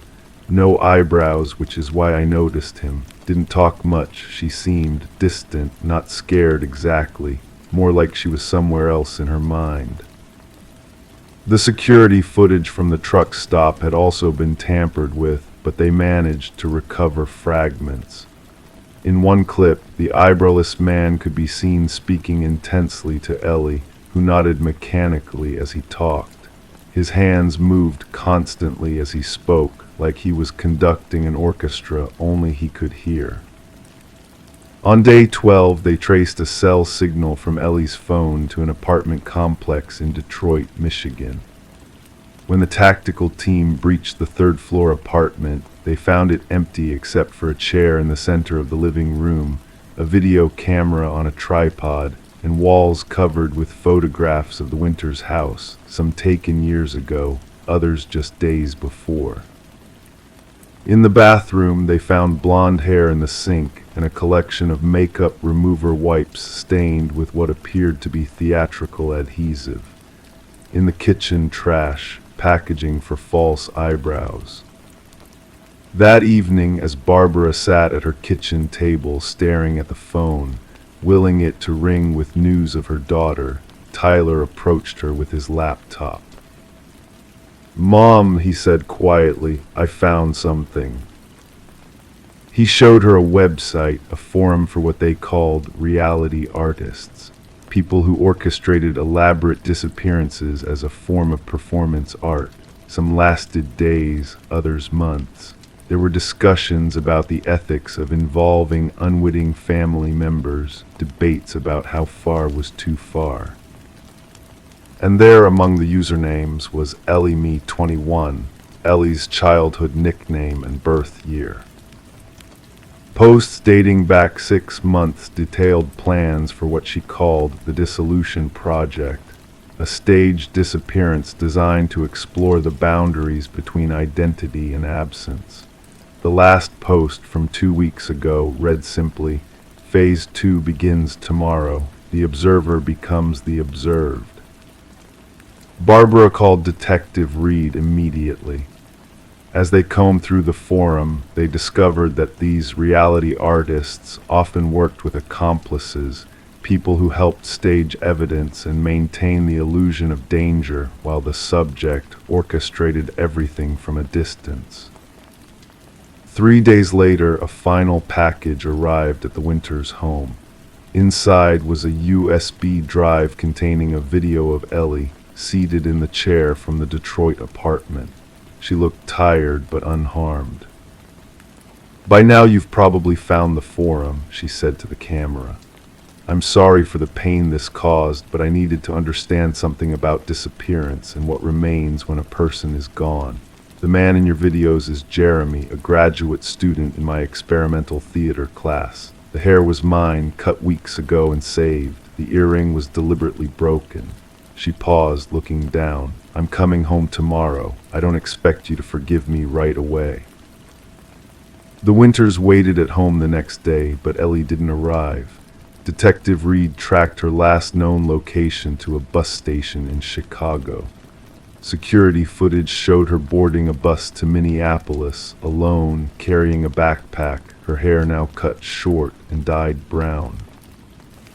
3 weeks later, Barbara received a postcard from Seattle. On the front, the city skyline. On the back, in Ellie's real handwriting, "Some dissolutions can't be reversed. I'm safe, but I can't come back to who I was. Please don't look for me. I'll find my way forward." The investigation remained officially open, but as months passed, it became clear that Ellie had no intention of returning. The FBI eventually classified her as a voluntary missing person. The forum where she had posted was shut down after other reality artists took their projects too far, resulting in actual criminal charges. For Barbara, the nights were the hardest. She would often find herself standing by the mailbox at odd hours, hoping for another message, another clue. Paul threw himself into work. Tyler grew even quieter, spending hours researching similar cases online. A year after Ellie's disappearance, Barbara was sorting through mail when she found an unmarked envelope. Inside was a newspaper clipping about an emerging photographer in Portland whose work explored the liminality of identity and the performance of self. The artist was unnamed, but the accompanying photograph showed an installation featuring a chair, a camera, and walls covered with family photos. In the corner of the clipping, written in Ellie's handwriting, "Some observing is an act of love." Barbara never showed the clipping to Detective Reed. Some mysteries she had come to understand weren't meant to be solved by others. Some disappearances weren't about being lost, but about finding a different way to be found. She placed the clipping in a box beneath her bed, alongside the evidence bags containing a clump of hair, a broken earring, and a matchbook from a diner 3 states away, artifacts from the daughter she had known, and signposts toward the one she might someday meet again. Story 10. The quaint costume shop was in its final days, liquidating its aged stock. Amidst the dwindling items, a woman's hand reached for a mask perched upon a dusty shelf. Its intricate features were both delicate and disconcertingly lifelike. Placing it on the counter, the cashier hesitated, his voice barely above a whisper. "That's not ours." Puzzled, the woman checked for a tag, but none was to be found. With a nonchalant shrug, she decided to take the mysterious mask home. That very night, she awoke to a soft, rustling sound, a whisper of fabric in motion. Searching her surroundings, she realized the mask was no longer resting on her dresser where she had left it. Instead, it sat ominously on her nightstand, its gaze fixed upon her. The woman, known as Catherine Reed, was later discovered by her concerned neighbor. The front door stood slightly ajar, allowing the morning light to spill into the dim interior of her home. What awaited inside would forever haunt the minds of those who bore witness. Catherine lay lifeless upon the bedroom floor, the mask conspicuously absent. Detective Morgan arrived at the scene as forensics meticulously documented every detail. The rhythmic clicking of the shutters provided a backdrop to the solemn voices exchanging observations. "No signs of forced entry," remarked an officer, jotting down notes in his pad. The detective, with a keen eye for the subtlest of clues, took in the room's nuances. A partially open drawer, a lipstick-stained water glass on the nightstand. Everything seemed ordinary except for the woman who would never open her eyes again. The medical examiner, with a solemn expression, declared the cause of death initially elusive. No visible wounds, no traces of a struggle, only a frozen mask of terror etched upon Catherine's face. Leaning in for a closer examination, the detective whispered, "Something frightened her to her demise." Catherine, an unassuming art appraiser, was known for her meticulous nature and passion for authenticity. Colleagues spoke of her exceptional eye for detail, her ability to detect even the subtlest of forgeries. Could her unparalleled talent have unwittingly led to her tragic end? Footage from the costume shop revealed an unsettling anomaly. The cashier's perplexed reaction to the mask was apparent. Consultation with the shop owner only deepened the mystery. "We never stocked an item like this," he affirmed, shaking his head in disbelief. A visit to the now empty shop unearthed a disconcerting revelation. The owner, visibly agitated, confessed, "That mask appeared during our clearance sale. Its origin remains a mystery. It was never part of our inventory." Pressed further, he reluctantly divulged, such occurrences were not uncommon after acquiring items from the estate sale of a collector with a tragic demise. A breakthrough emerged when forensics uncovered microscopic fibers embedded in Catherine's fingertips. She was clutching onto something, the lab technician elucidated. The composition of these fibers is peculiar, an enigmatic blend of human hair and an unidentified organic substance that eludes all known databases. The investigation unraveled a chilling pattern of death spanning decades, each victim acquiring an uncanny mask shortly before their demise. Their lifeless expressions frozen in terror, each case a perplexing enigma that defied resolution. A retired detective, privy to a similar case, shared a clandestine meeting with the current investigator. Passing a weathered file across the table, he revealed a startling discovery. Inscribed within each mask, concealed behind the lining, were ancient symbols. A scholar we consulted posited their association with a ritual of soul transference. A pivotal breakthrough materialized in the form of a journal clandestinely stowed behind a loose baseboard in Catherine's residence. Her final entry chronicled a growing sense of unease, a pervasive feeling of being surveilled within her own abode. Delving into the mask's origins following the cashier's cryptic reaction, Catherine drew connections to a series of mysterious deaths. In frantic script she penned, "The mask moves, it watches me in my slumber." Inside, I found markings akin to those in unsolved cases. The collector of these masks met the same fate. Each mask claims a life before moving on, an entity seeking a new host once recognized for its true nature.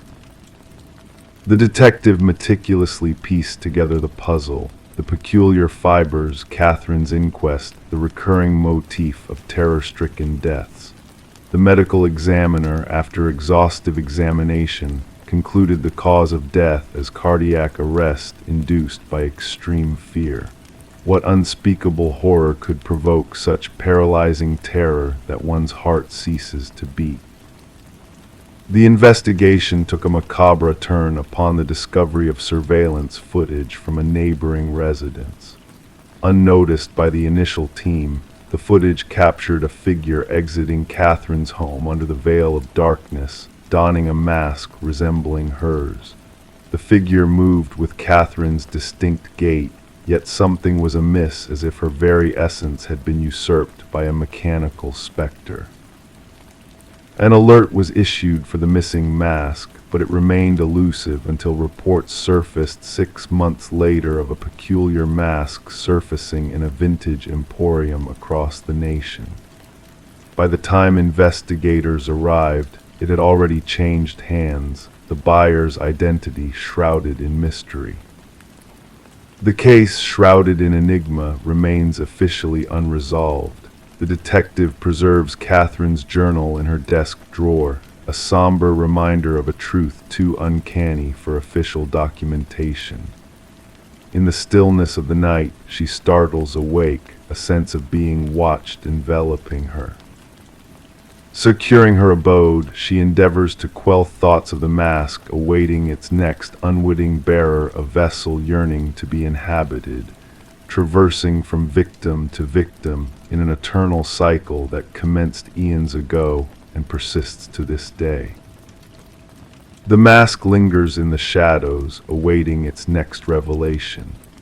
And when it emerges once more, another soul will awaken to the gentle stirrings of the night, only to find it drawing near as they slumber, its vacant gaze fixated upon them, craving the essence that resides behind their eyes. Story 11. The old wooden plank yielded beneath her foot, a subtle shift that captured her attention. Intrigued, she knelt down and traced her fingers along the edges, sensing the hidden gap beneath the seemingly solid floor. With delicate precision, she pried up the boards, unveiling a dark, narrow cavity beneath the house. Initially shrouded in dust and cobwebs, the space slowly revealed its secrets to her keen gaze. A mattress, a chair. And nestled in the corner, a weathered notebook, its pages adorned with a single name, her name repeated endlessly. Detective Morgan Reed stood silently behind Sarah Coleman, watching as she peered into the enigmatic darkness beneath her newly acquired home. Beyond the mere discovery of a hidden room, Sarah's eyes reflected a deeper fear, a violation of security, an intrusion of malevolence into what was meant to be her fresh beginning. "Please refrain from touching anything further," Detective Reed's voice, calm yet resolute, broke the silence. She flicked on her flashlight, casting light into the concealed space, unveiling walls adorned with surveillance photographs, snapshots of Sarah's daily life, captured unknowingly. A shrine of obsession, meticulously curated right beneath her unsuspecting feet. Sarah had purchased the quaint cottage from the estate of an elderly man named Walter Green, a recluse who had passed away without any known heirs. The property had sat vacant for months before Sarah stumbled upon it. The real estate listing had painted it as charming and in need of minor touch-ups. No mention of the sinister secrets lurking beneath had ever surfaced during the inspections or sale. "I never met him, the previous owner," Sarah's voice barely above a whisper. "The neighbors said he kept to himself. I was told that basement access had been sealed off ages ago. That's what the inspection report claimed." As crime scene investigators arrived, their gear clunking against the wooden floorboards, they meticulously documented the hidden chamber, extracting the mattress, chair, and haunting notebook. Forensic analysis later unveiled a myriad of fingerprints, all belonging to Walter Green, scattered throughout the concealed space.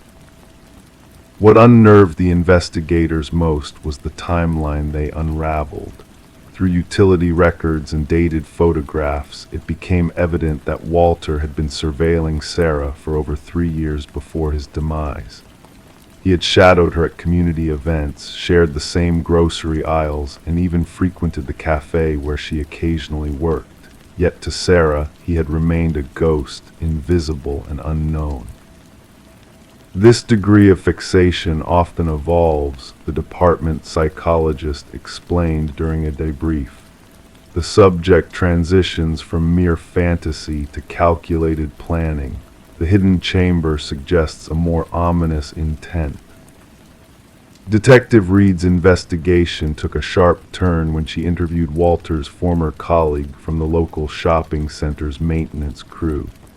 Fidgety and anxious, the man confessed. Walter spoke of her sometimes. Said she reminded him of someone. I thought it was harmless infatuation. I never imagined. His voice trailed off, his gaze fixed on his hands.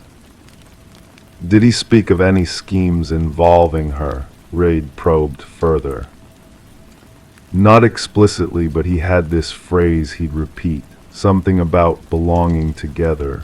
I thought it was just idle chatter. Securing a warrant to search Walter's workplace locker, untouched since his passing, led to a key that unlocked a storage unit registered in his name. The metallic door rumbled open, revealing a meticulous replica of Sarah's former apartment furniture decor, even a mannequin sporting Sarah's hairstyle. The calendar hanging on the wall bore a circled date, just a week following Walter's sudden demise, marked with a single word, together. Further digging unearthed Walter's troubled past, a history of institutionalization stemming from an infatuation with a teacher diagnosed with erotomania. Released into society, he had lived incident-free for decades until Sarah unknowingly reignited his dormant fixation.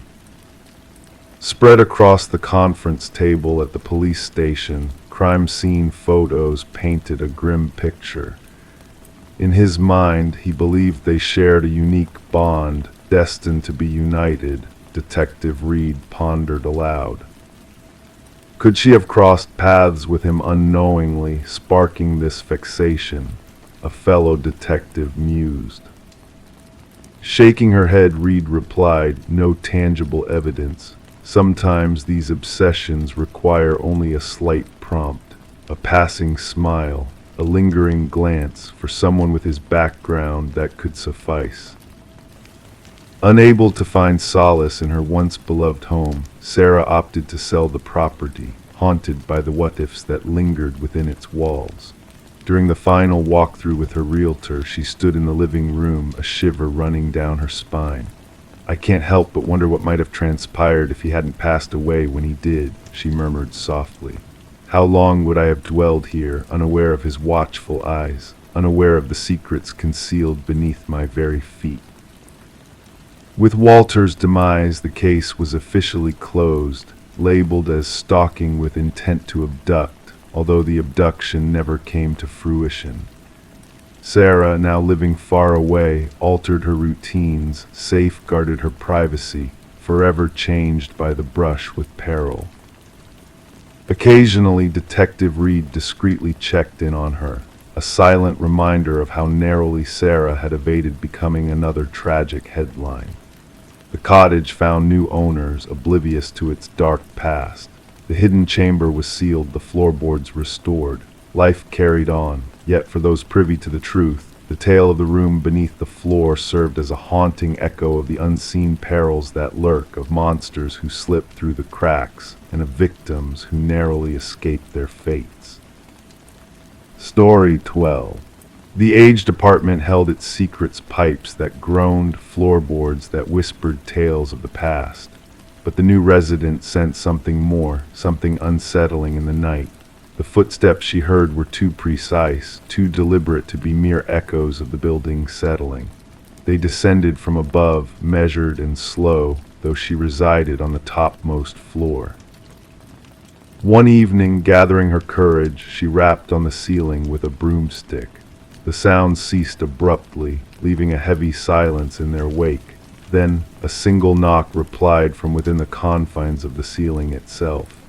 Sarah Coleman chose to keep the strange incident to herself, convincing her mind it was the timbers adjusting, or perhaps a small creature seeking refuge in the attic space. Despite her efforts to drown out the methodical footfalls that traversed the ceiling each night, she found no respite. Elevating the volume of her television, donning headphones to bed, she attempted to shield herself from the unseen presence that paced above her in the shadows of the night.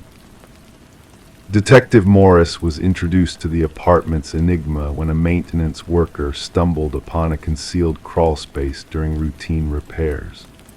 Removing a section of drywall near Sarah's unit to mend a leak, the worker uncovered a narrow passage not accounted for in the building's blueprints. Illuminated by his flashlight, the space revealed a makeshift living quarters, discarded food wrappers, empty water bottles, a soiled blanket, and a weathered notebook.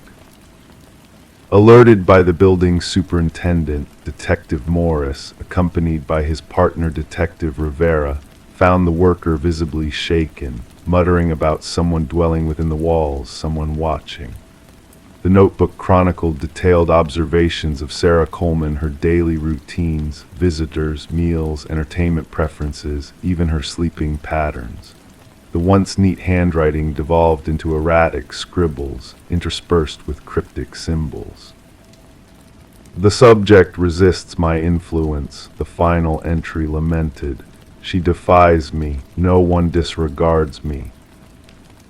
Forensic experts meticulously combed the crawl space, uncovering fingerprints that eluded identification in any database. They unearthed a labyrinth of passages intricately woven through the walls and ceilings of the building, some dating back decades according to structural assessments. The passages linked to 5 separate apartments, culminating in observation points disguised as innocuous fixtures or minor damages, with a sole destination: Sarah Coleman's abode. Interviews with current residents yielded no anomalies, just the usual hum of apartment life. Former inhabitants, however, painted a different picture. 3 past tenants of Sarah's unit recounted sensations of being watched or unexplained disturbances. One departed after a mere fortnight, their experiences left unvoiced due to fear of sounding paranoid. A breakthrough emerged when forensics uncovered microscopic blood traces in one of the crawl spaces. DNA analysis traced the blood to Martin Weaver, a former tenant who had vanished without a trace 4 years prior. Despite a missing persons report filed by his family, the case had grown cold. Martin had resided directly beneath Sarah's apartment. Revisiting Martin's disappearance, Detective Morris learned of his grievances regarding noises from the unit above his own. Confronting the occupant, Edward, a reclusive man, Martin disappeared shortly thereafter. Edward vacated the premises the subsequent month, leaving no forwarding details. A pattern emerged from Edward's past residences. He favored top-floor units, maintained minimal social ties, and departed without warning. Further investigation unveiled Edward's ownership of remote rural land. A cabin on the property housed a sinister trove of photographs and notes of residents from various apartment buildings, including Sarah Coleman and Martin Weaver. Blueprints of ventilation systems, diagrams of structural vulnerabilities, and meticulous journals detailing the specimen's observations and habitat maintenance filled the space. A corkboard adorned with missing persons reports, 6 in total, all linked to former buildings Edward had inhabited. Beneath the board, gouges in the wooden floor hinted at prolonged dragging of a heavy object. Cadaver dogs led investigators to freshly disturbed soil behind the cabin, unveiling multiple graves. As forensic experts endeavored to identify the victims, Detective Morris returned to Sarah's building. Though the crawl spaces were sealed, residents sporadically reported faint noises. During the installation of enhanced security measures, workers stumbled upon a hidden notebook at the juncture of the hallway ceiling and wall, a recent addition to the chilling collection. The initial page bore a solitary line: "They found my old lair, but not my new one." The handwriting matched the previous journal. The final page depicted a crude diagram of Sarah's apartment layout, a new passage marked in crimson, a accompanied by a date for that very night. Officers hastened to evacuate Sarah, only to discover her dwelling empty. Her phone rested on the kitchen counter, the television still murmuring in the background. In the bathroom, steam on the mirror unveiled a message etched by a finger. Look up. The ceiling panel above the shower had been displaced. The manhunt for Edward, now identified as Edward Mercer, a former construction specialist skilled in renovations, remains ongoing. Thermal scans of Sarah's building revealed no lingering presence within the walls. Sarah Coleman remains unaccounted for, her case intertwined with similar vanishings across state lines. Authorities caution apartment managers about unauthorized alterations in concealed spaces. Yet the image that haunts Detective Morris most is not the graves or journals, but the unsuspecting residents captured in photographs. His mind echoes with the memory of Sarah, enveloped by the nightly footsteps above her, in an apartment devoid of an upper level. Sometimes in the solitude of his home, Detective Morris gazes upwards at his ceiling, listening, waiting, wondering who else may be listening too. Story 13. In the heart of a charming Victorian-era home, Michael and Sarah Klein embarked on a journey they never expected.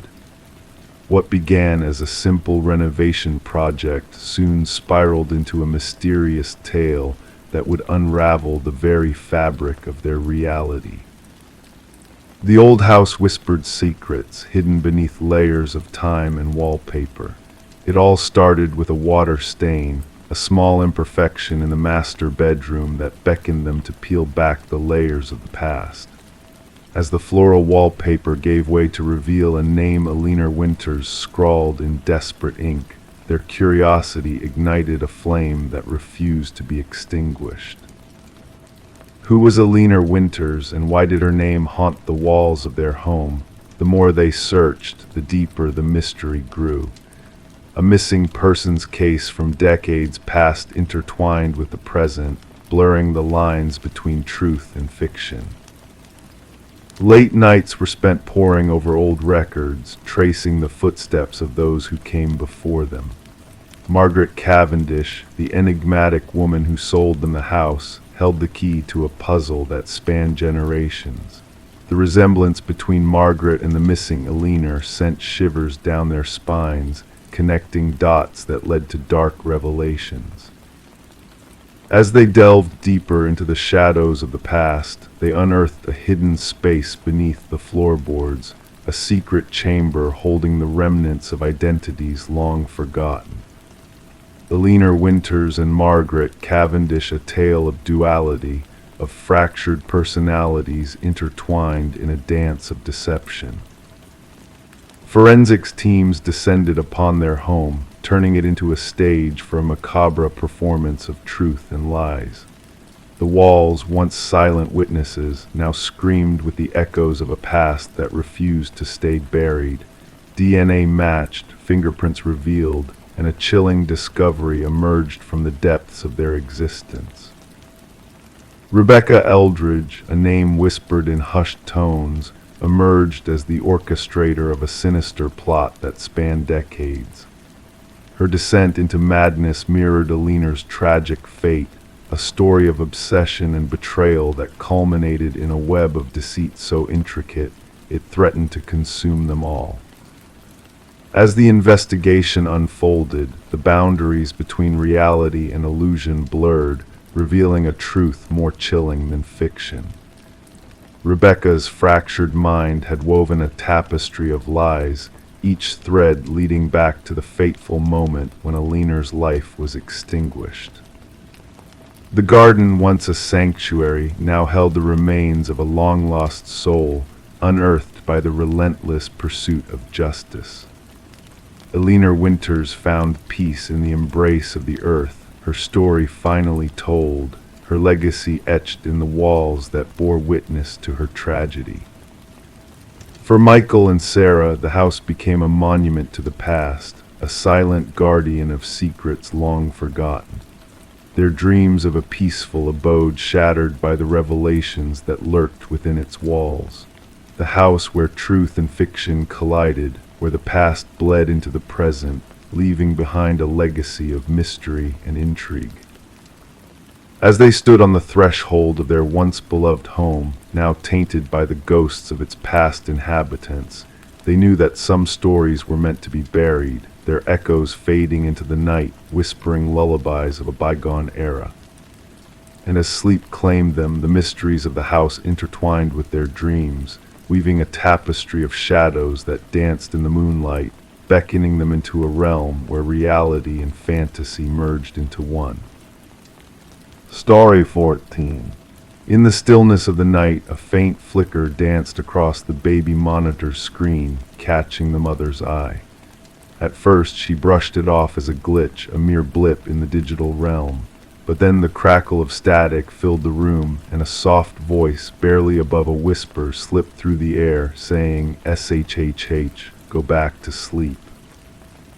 A shiver ran down her spine, her pulse quickening as she listened, her instincts on high alert. With a racing heart, she hurried to her son's room, the dread of the unknown tightening its grip on her. Yet when she flung open the door, the crib lay empty, the moonlight casting eerie shadows across the room. The window stood closed, the door securely locked. The only anomaly in the room was a stuffed rabbit, its unblinking black eyes fixed on her. In a frenzy of panic and fear, she screamed until her voice grew hoarse, the sound of her anguish piercing through the night. The neighbors, startled by her cries, summoned help, and soon the authorities were on the scene.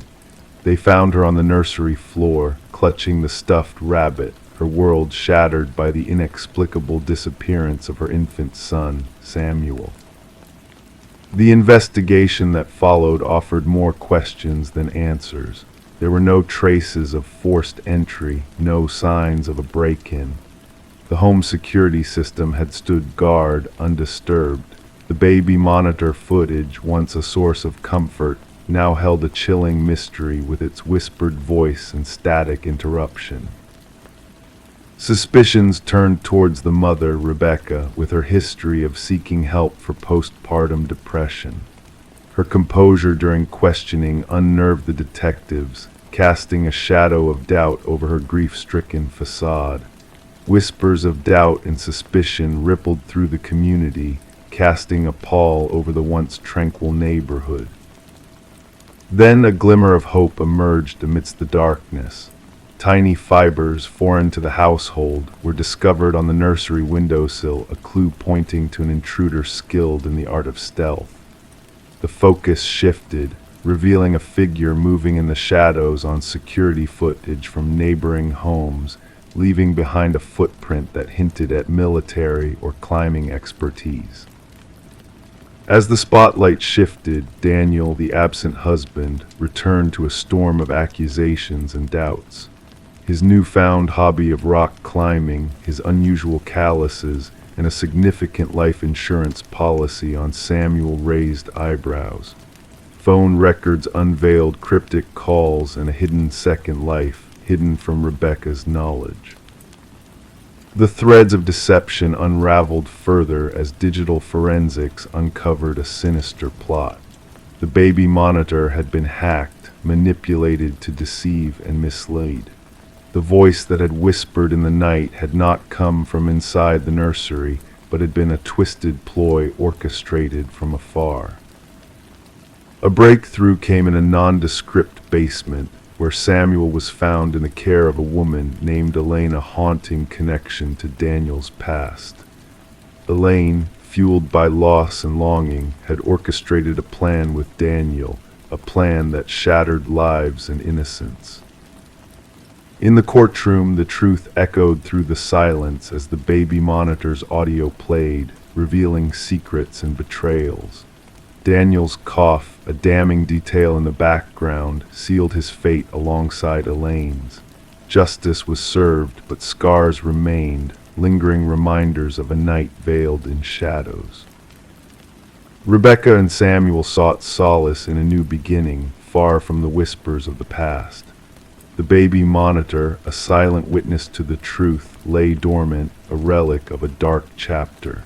And as the night embraced them in its soothing embrace, they found peace in the stillness, knowing that the shadows could never reach them again. Story 15. In a small, unassuming coffee shop nestled on a quiet street corner, a man had made it his daily ritual to sit at the same table, order the same black coffee with no sugar, and immerse himself in the world of silence. The barista recognized his face, the regular customer who preferred solitude, yet no one knew his name. Days turned into months, and then one day he didn't show up. The absence of the man caught the attention of the staff, and when the police were called to check on his usual spot, they stumbled upon a wallet left behind. Inside the wallet was a driver's license featuring a photo of the man, but to their bewilderment there was no name, no address, just a vacant space where his identity should have been. Detective Sarah Mercer took charge of the mysterious case, her fingertips lightly grazing the cold metal table as she delved into the enigma of the man who had vanished without a trace. Replaying the security footage repeatedly, she observed the stranger, now only known as John Doe in their records, appearing mundane and unremarkable. His unassuming presence made his sudden disappearance all the more perplexing. The footage showed John entering the coffee shop during the bustling morning hours, following his usual routine of ordering his black coffee and settling at the secluded corner table. With meticulous movements, he retrieved a notebook from his worn leather messenger bag and began to jot down inscrutable lines. Sipping his coffee intermittently, he gazed out the window, lost in contemplation.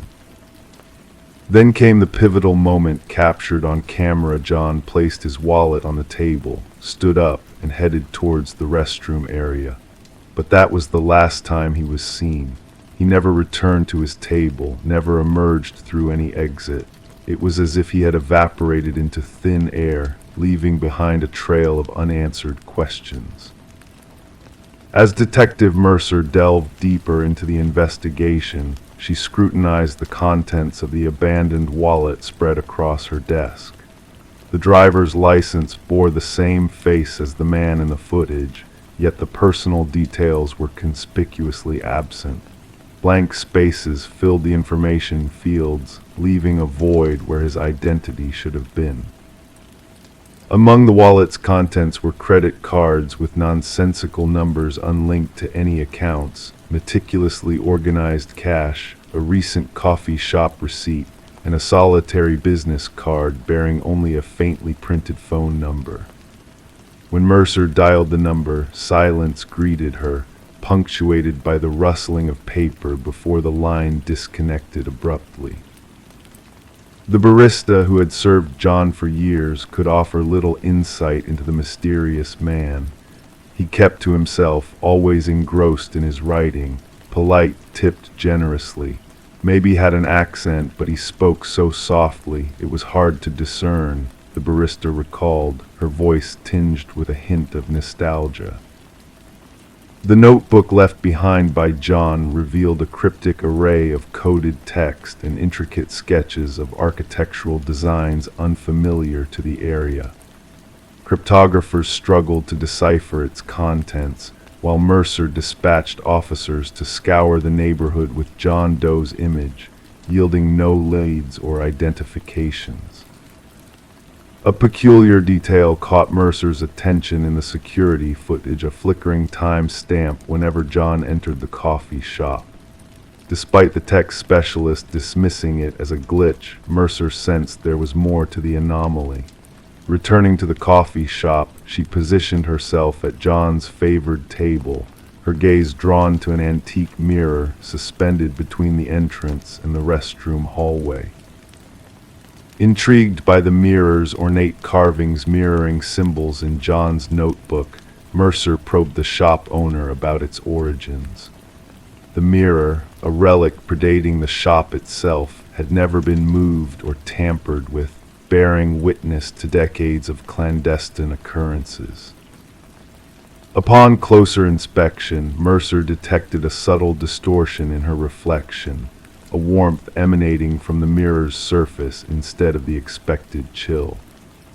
Summoning the forensics team, they uncovered a concealed compartment behind the mirror housing a trove of identical wallets, each containing a faceless driver's license and a leather-bound journal inscribed with entries spanning generations.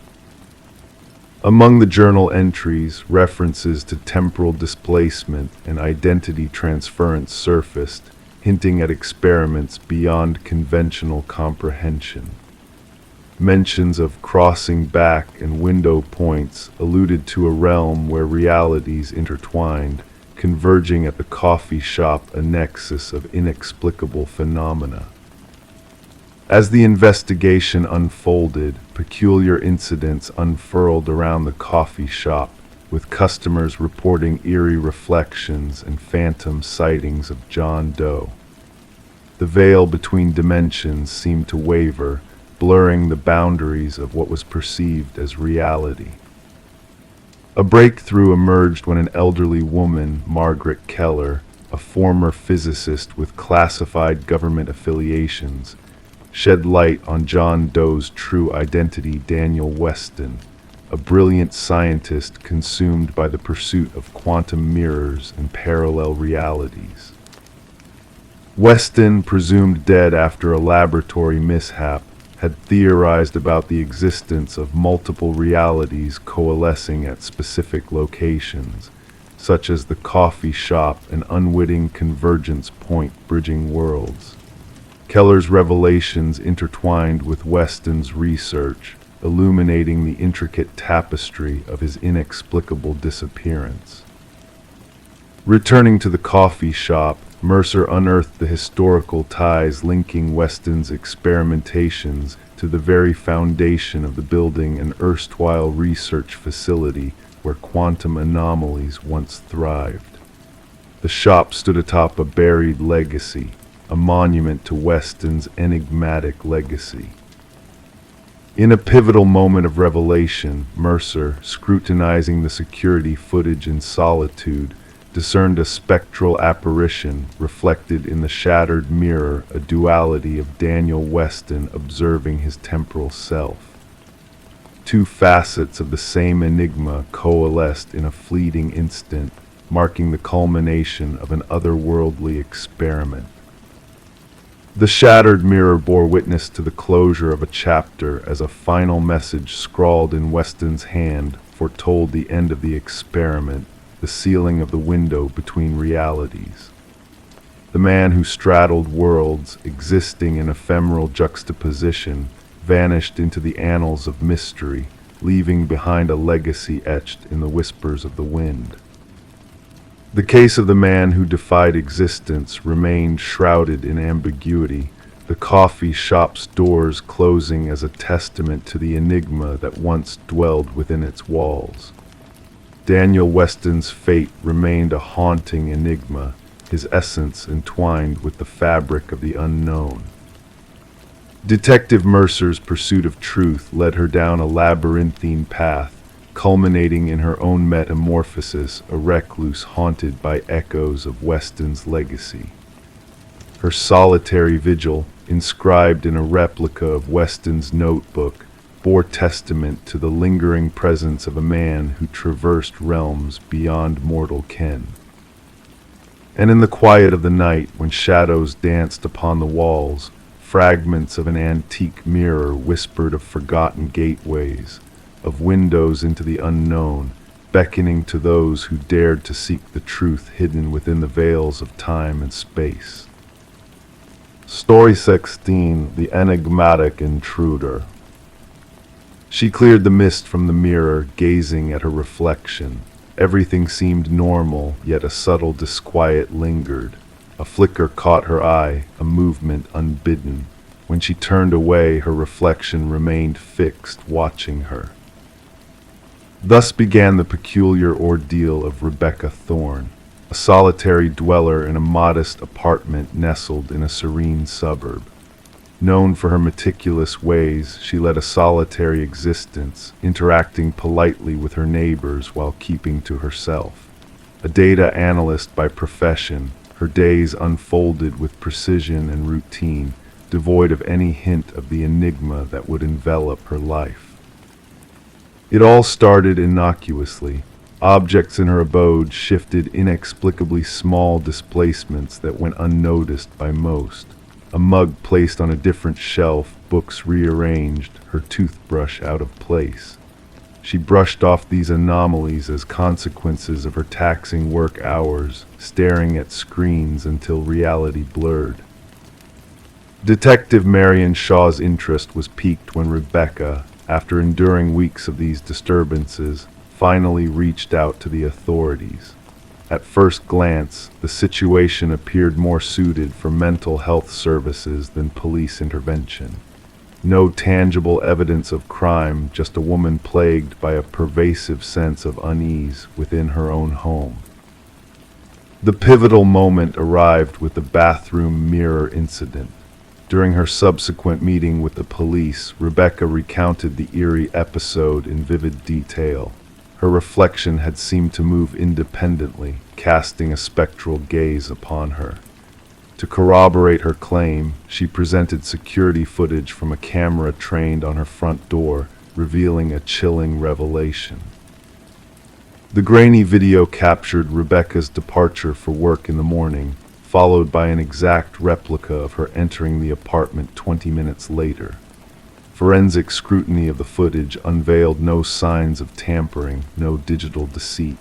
The doppelganger moved with eerie accuracy, clad in Rebecca's attire, even carrying her distinctive leather bag. Yet concurrent time-stamped footage placed Rebecca miles away, already at her workplace. "We're facing a doppelganger scenario," Detective Shaw informed her superiors. "Someone who has mastered Miss Thorne's every mannerism and appearance with unsettling precision." The investigation deepened. Fingerprints within the apartment matched solely with Rebecca's, devoid of foreign DNA traces. Neighbors reported nothing amiss, only Rebecca's regular comings and goings. Mrs. Keller, a neighbor, recalled a peculiar encounter where Rebecca failed to acknowledge her greeting upon returning home, an incident she found peculiar but not alarming. Rebecca commenced documenting the anomalies in a journal. Minor disruptions burgeoned. Food vanished from her fridge. Unexplained searches surfaced on her computer. Most unsettling were the self-portraits on her phone, images of her with an eerie semblance but taken without her consent. Some snapshots depicted a subtly distorted visage, a smile too wide, eyes too intense. "I fear I'm losing my mind," she confided to Detective Shaw during their subsequent meeting. "Or perhaps someone is orchestrating my descent into madness." Breakthrough dawned as a pattern emerged in the security footage. The doppelganger materialized only during Rebecca's scheduled departures for specific engagements, therapy sessions, yoga classes, Sunday grocery runs, predetermined activities with foreseeable durations. "An intricate familiarity with your routine," Shaw elucidated. "This isn't happenstance, it's a targeted surveillance, a calculated infiltration." A forensic psychologist theorized a fixation angle, a fixation on becoming Rebecca, inhabiting her life, possibly supplanting her entirely. Such fixations, though rare, found precedence in psychological studies. The perpetrator, typically undergoing a mental rupture, fixated on a victim symbolizing coveted traits, stability, beauty, success. The inquiry honed in on Lily Winters, a former colleague of Rebecca's. Dismissed due to escalating erratic behavior, Lily had shared proximity with Rebecca, often remarking on their similarities. Post-dismissal, she inundated Rebecca with unsettling emails, hinting at an eerie kinship. A search warrant led detectives to Lily's residence, unraveling a nightmarish tableau. One chamber mirrored Rebecca's bedroom with eerie precision walls adorned with clandestine snapshots of Rebecca, living her life unawares. A closet harbored replicas of Rebecca's attire, alongside meticulous notes on her habits, speech patterns, and idiosyncrasies. Most unsettling were the practice videos Lily mimicking Rebecca's gait, gestures, expressions. The evolution was palpable, a clumsy replication metamorphosing into an almost flawless emulation. "She aspired to become me," Rebecca murmured upon confronting the evidence.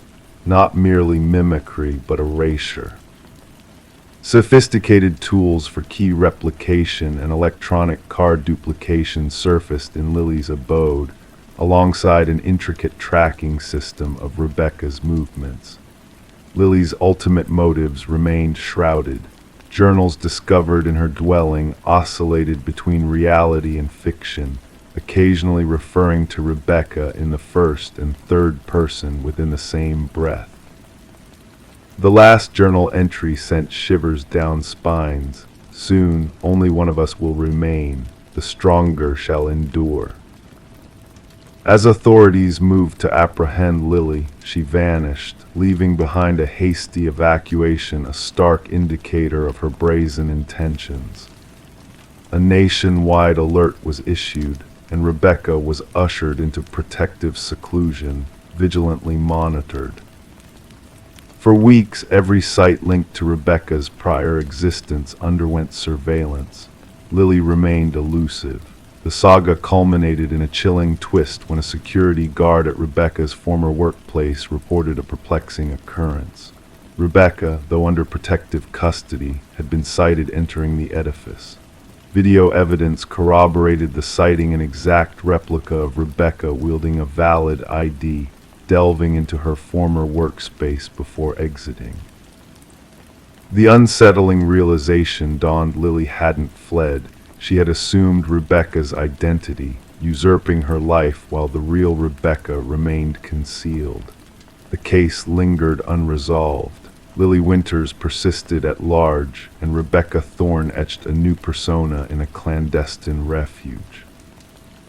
Detective Shaw preserved a photograph on her desk, two visages eerily akin. One bore Rebecca Thorne's semblance, the other Lily Winters. She scrutinized them, seeking nuances, searching for the telltale signs that set them apart. The true horror, Shaw imparted to fledgling detectives, isn't resembling another or sounding akin. It's yearning to embody someone so fervently that one forsakes their essence in the pursuit. Identity isn't just outward display, it's a sanctum we safeguard zealously. And at times, it's only when threatened that we grasp its sanctity. Story 17. The apartment had sat in silence for months, a void waiting to be filled. When the new tenants arrived, their expectations were low, perhaps only dust, remnants of a past life left behind. Yet there was one door that refused to yield, a closet stubbornly locked from the inside. The landlord, with furrowed brow, finally broke the barrier, anticipating forgotten belongings or discarded items. What they discovered, however, sent a shiver down their spines. The walls bore witness to a desperate struggle, etched with deep, jagged scratches in the wood. And nestled in the corner, an ancient flip phone, its screen still aglow with a single, unread message. Detective Morgan Shaw, a seasoned investigator, had encountered her share of chilling scenes. But this one, devoid of blood or violence, stirred a sense of unease within her. Those marks spoke of confinement, of a battle for freedom. Summon forensics immediately, she instructed her partner, Officer Reed, who diligently captured each scratch with his camera, and gather all records of the previous tenants. The message on the phone simply stated, "I know what you did." The landlord, a jittery man with perpetually damp palms, recounted how the previous tenant had vanished suddenly, leaving rent unpaid. A quiet young woman kept to herself, Left about 6 months back, he murmured, avoiding the closet's gaze. No trouble, no complaints. Forensic analysis unveiled a haunting truth within those scratches, traces of blood, most belonging to a single person identified as Emma Caldwell, a 28-year-old woman reported missing. Yet there were 2 additional DNA samples. One remained a mystery, the other linked to a man supposedly deceased for 2 years. This defies logic, Shaw muttered as she pored over the lab results. Derek Mercer, declared dead in a past tragedy, now left his genetic mark in Emma's closet. Emma's living space painted a picture of interruption. Unopened mail, a forgotten coffee mug, a neatly arranged bed. Phone records hinted at a sudden halt in communication with her sister and a flurry of calls from an unknown number prior to her disappearance. The sister mentioned a mysterious boyfriend, Officer Reed shared. No name, just described as intense and private. Surveillance footage captured Emma entering her building one night, trailed by a shadowy figure in a baseball cap, eluding the cameras. The puzzle pieces began to align when partial fingerprints belonging to Derek Mercer were discovered on the closet's interior doorknob. He staged his death, Shaw concluded. But why, and what's his tie to Emma? The unidentified DNA sample led them to another missing woman, Lynette Porter, vanished 3 years earlier. Her description matched a visitor seen at Emma's apartment, linking Mercer to a web of deceit. Traffic cameras revealed Mercer's mother's car frequenting the area, with a figure resembling Derek spotted near Emma's building. The trail led to a remote property owned by Mercer's kin, where behind forbidding doors they unearthed Lynette Porter emaciated, imprisoned in conditions mirroring Emma's ordeal. "He forced me to witness," she whispered, haunted eyes gazing into emptiness. "Learn the fate of those who dare escape." Evidence mounted against Mercer, journals detailing his obsession with dominance, photographs of his victims, and damning videos of Emma's captivity. "She thought she could expose me," his voice echoed in the recordings. "No one reveals my truths." The hunt for Derek Mercer spanned jurisdictions, his capture revealing a chilling profile crafted by forensic psychologists. Mercer's desire was not merely to end lives, but to prolong suffering in confined spaces. Upon his arrest, a seaside destination awaited him, alongside tools of captivity in his possession. During interrogation, Mercer remained composed, asserting Emma had sent the incriminating message herself, a futile cry for help. The trial unveiled Mercer's elaborate ruse to evade justice, preying on women resembling his initial victim. Emma's fate remained a mystery, her final act a message to haunt her killer. The jury swiftly found Mercer guilty on all counts, his demeanor betraying a twisted satisfaction as he received a life sentence. Lynette Porter, now free from the shadows, addressed the court with resolve. "He dwells in darkness, but I shall bask in the light." The case reshaped missing persons investigations, emphasizing relational patterns and property scrutiny. Detective Shaw preserved the closet door from Emma's apartment, a symbol of survival amidst darkness, a testament to resilience in the face of unspeakable horrors. Story 18, the worn-down hotel stood silent, a relic of forgotten times where guests passed through like shadows in the night. With a peculiar glance, the clerk handed her the key, his words barely a whisper, just, "Avoid the last door on the left." Intrigue tugged at her, stirring a curiosity she couldn't resist. That evening, navigating the dimly illuminated corridor, she halted before the ominous door. The handle sent shivers down her spine, icy to the touch. To her eyes, it appeared no different from its companions until she pressed her ear against it. A faint breath, a presence from the other side, sent a chill through her. Detective Morgan Reed, weary-eyed, slipped under the yellow tape marking the crime scene entrance. The scent of iron and decay pervaded the air, a scent she knew too well. Blood had seeped into the threadbare carpet, transforming its once faded hues into a deep, somber shade. In this room of contradictions, a spotless bathroom, an untouched bed, and the grim sight in between lay the lifeless form of a young woman.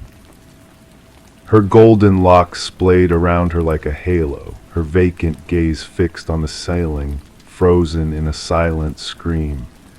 Reed knelt beside the victim, respecting the evidence markers that punctuated the scene. The third one this season, the forensic expert remarked clinically, capturing the scene with his camera. Same pattern as before, Reed nodded knowingly. The victim, adorned in elegant attire, seemed out of place in this neglected motel. A designer bag lay open, contents undisturbed. This was not a crime of theft, but of something deeper, more sinister. The hotel manager lingered anxiously at the threshold, his complexion drained. She checked in alone, paid in cash. I never imagined, his voice faltered. The maid found her during the cleaning. Reed surveyed the room once more. No signs of forced entry, no struggle evident on the victim's form. She had either welcomed her assailant willingly or recognized them. Back at the precinct, Reed pinned photos to the board, 3 women, each bearing a striking resemblance, each discovered in nondescript motels. Speculation buzzed in the media about a serial predator on the loose. The autopsy report is in, Detective Hayes announced, dropping a file on Reed's desk. Death by strangulation manual, no trace of DNA under the nails, no signs of assault. Reed furrowed her brow. This was personal, a vendetta beyond mere predation. Days melded into nights as the investigation deepened. Footage from the hotel's cameras yielded no leads. The victim, identified as Elaine Werner, a meticulous financial analyst, had no known adversaries. Friends described her as cautious, detail-oriented, unlikely to choose such lodgings willingly. A breakthrough emerged during Reed's talk with Werner's sister. She mentioned a man from her workplace, the sister recounted, hands trembling around her cup. It was secretive, complicated. I think he was married. Leaner in, Reed inquired, did she ever mention a name? Just see, the sister replied. The focus shifted to Werner's office. Colleagues painted a picture of a professional, private woman. Yet tucked in her desk calendar, a business card revealed a connection: Charles Emerson, Senior VP. Emerson exuded charm and composure when questioned, his alibi airtight, an evening with his spouse and friends, but a flicker in his gaze unsettled Reed. Did you have a relationship with Elaine Werner outside work? She probed casually. A fleeting expression crossed Emerson's features, barely perceptible. Only professionally. Forensic analysis later linked partial prints from Werner's bag to Emerson. Confronted, he confessed, we were involved, but it ended. She threatened my marriage. Enough to end a life, Reed pressed. Emerson's fa-de cracked. I never set foot in that motel. Yet records told a different tale, a credit charge for the adjacent room paid with his corporate card. Inside, a concealed camera captured damning evidence. Fibers from his suit matched those on Werner's body. His DNA lingered on a glass in her room. His computer held recordings of prior victims, revealing a chilling pattern. In the interrogation room, Emerson's veneer crumbled. They would ruin everything, he muttered. My status, my marriage, my life. The trial unfolded swiftly, a spectacle of justice observed by 3 grieving families. Emerson's stoic demeanor remained unyielding, devoid of remorse. Life imprisonment awaited him, his mask slipping only for a fleeting instant when Reed met his gaze, a void where empathy should reside. The media dubbed it the door on the left case. Psychologists dissected Emerson's psyche, while true crime aficionados delved into every detail. For Reed, the case lingered, a haunting reminder of the darkness that lurks behind closed doors. In the evidence vault, 3 identical keys rest, artifacts of a chilling chapter that can never be erased. Story 19. Renovations always bring to light mysterious remnants of the past, a glimpse into lives long forgotten. Old newspapers crumpled with time, broken trinkets whispering stories of bygone days, and faded photographs capturing moments lost to memory. Sarah and Michael, drawn to the charm of a Victorian-era home, embarked on a renovation journey that would unravel more than they could have ever imagined. Beneath the worn floorboards of their new abode, nestled like a secret waiting to be revealed, lay a letter carefully folded within the shadows of the wood. The paper, fragile with age, bore a cryptic message that sent shivers down their spines. "Don't trust the one who knocked." Before they could comprehend the weight of those words, 3 sharp raps pierced the silence of the empty house, echoing with a haunting presence. Detective Alina Reed, with her seasoned eyes and steady hands, delved into the enigma that had woven itself into the very foundation of the home. The couple's unease was palpable as they recounted the chilling moment of the mysterious knocking. Background checks on Sarah and Michael painted a picture of normalcy newlyweds with no shadows lurking in their past. The house, however, held a history veiled in shadows. Once belonging to the Hargrove family, its halls whispered tales of bygone eras and silent secrets. The late Margaret Hargrove, the last resident, had left behind a legacy shrouded in mystery after her passing. Despite a seemingly ordinary life, there was an undercurrent of something amiss, a puzzle waiting to be solved. As Detective Reed unearthed the past, a tale of debts and deception began to unravel. Franklin Hargrove, a man haunted by his own demons, had crossed paths with a figure from the shadows, a collector known as Victor Mercer. Franklin's descent into the clutches of gambling debts had set off a chain of events that led to a dark revelation buried beneath the floorboards. Margaret's silent fears and whispered confessions, hidden within the pages of her diaries, painted a portrait of a woman trapped in a web of secrets and lies. The truth, long buried in the depths of the house, emerged with bone-chilling clarity. Mercer's fate, a grim reminder of justice delayed but not denied, brought closure to a chapter of darkness that had lingered for 2 decades.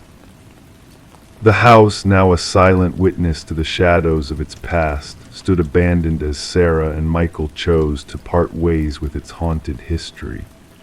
Local whispers spoke of spectral echoes in the night, a ghostly reminder of the secrets that lay dormant within its walls. The note, a poignant artifact of a bygone era, remained a chilling testament to the warning that had gone unheeded. In the quiet stillness of the vacant house, where time and memory intertwined, the legacy of those who came before lingered like a whispered promise. Detective Reed, in her final reflections, pondered the mysteries that endure beyond the confines of logic and reason. Some truths, she mused, are destined to remain shrouded in the mists of the unknown, haunting the corridors of our imagination with their enigmatic presence. Story 20. The quiet hours of the night, a mysterious call echoed through the darkness, a mere pocket dial filled with static and muffled whispers. The operator's interest was piqued when a voice emerged from the chaos, a woman's voice urgent and trembling. "He's here," and then a heavy silence descended. The call originated from an empty house, a relic of the past left untouched for years, its secrets buried in the shadows. There were no signs of intrusion, no disturbances in the stillness of the abandoned rooms. But in the dimly lit kitchen, a phone rested on the countertop, its screen glowing faintly, a beacon in the obscurity. Detective Morgan Reed found herself drawn to the enigma of the call, playing back the recording repeatedly, each time feeling a chill run down her spine. The whispered words lingered in the air, desperation, fear, and an unsettling impossibility. The house had once belonged to the Sullivans, a family torn apart by a tragic fire that had ravaged their home years ago. Since then, the house had stood empty, a silent witness to the passage of time. The caretaker swore no one had set foot inside, yet the phone's call contradicted that assurance. "Can we trace the number?" Morgan inquired of her partner, Detective Walsh. The revelation that the number belonged to Catherine Sullivan, the deceased daughter of the family, only deepened the mystery. Catherine had perished in a car accident 3 years prior, her presence now a spectral whisper in the abandoned house. The evidence confounded logic, a phone that shouldn't be making calls from a house that shouldn't hold secrets. The dust around the phone bore the only traces of disturbance, as if the device had materialized out of thin air. Forensic analysis yielded no tangible leads, no fingerprints to follow, no footprints to track. The doors remained sealed, the windows unbroken, shrouded in a veil of perplexity. The heart of the investigation became those 11 seconds of the call, an echo from beyond, a spectral voice reaching out from the void. Voice analysis confirmed the identity of the caller as Catherine Sullivan, her words a haunting echo of the past. The timestamp revealed a chilling truth: the call had occurred at the precise moment of Catherine's demise, a ghostly connection transcending time. Morgan and Walsh delved deeper, unraveling the threads of Catherine's life. Her father, now remarried, seemed bewildered by the unearthed secrets. Her mother, a solitary figure in a small apartment, crumbled at the sound of her daughter's voice, a spectral lament from the beyond. Mark Jennings, Catherine's former boyfriend, stood at the center of the storm, his alibi a fragile shield against the encroaching darkness. But it was a discovery in Catherine's old journal that shattered the fragile peace, a chronicle of love turned to fear, of control and isolation, a descent into a nightmare. The final entry bore a chilling prophecy, a plea for justice from beyond the grave. Mark's facade crumbled under the weight of evidence, his denials ringing hollow in the face of Catherine's unwavering truth. As the investigation unearthed long-buried secrets, a grim revelation came to light: a second phone, buried in the earth, a silent witness to a tragedy. Deleted texts whispered of betrayal and treachery, of a life cut short by a malevolent hand. The pieces of the puzzle fell into place, painting a portrait of a man consumed by darkness, a predator hiding in plain sight. When the truth was laid bare, Mark's elaborate facade crumbled, revealing the depths of his depravity. A manhunt ensued, culminating in a chilling confrontation at the Sullivan house, where justice awaited its reckoning. Mark's whispered confessions echoed through the empty rooms, a hollow plea for absolution. In the hushed confines of the courtroom, the jury's verdict rang out a sentence of guilt, a verdict of justice served. Catherine's mother clutched the journal to her chest, a bittersweet solace in the face of tragedy. The phone from the abandoned house remained a silent sentinel, a relic of the past that whispered of a life taken too soon. And so the echoes of Catherine's voice lingered in the stillness, a testament to the resilience of the human spirit, a reminder that even in death, the silence will find a way to speak. The phone in the evidence locker remained a silent witness, its story etched in the annals of time, a tale of darkness and light, of justice and redemption, a spectral whisper in the night.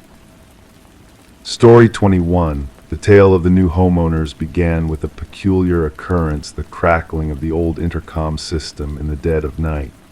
A relic of bygone days, rewired but left in oblivion.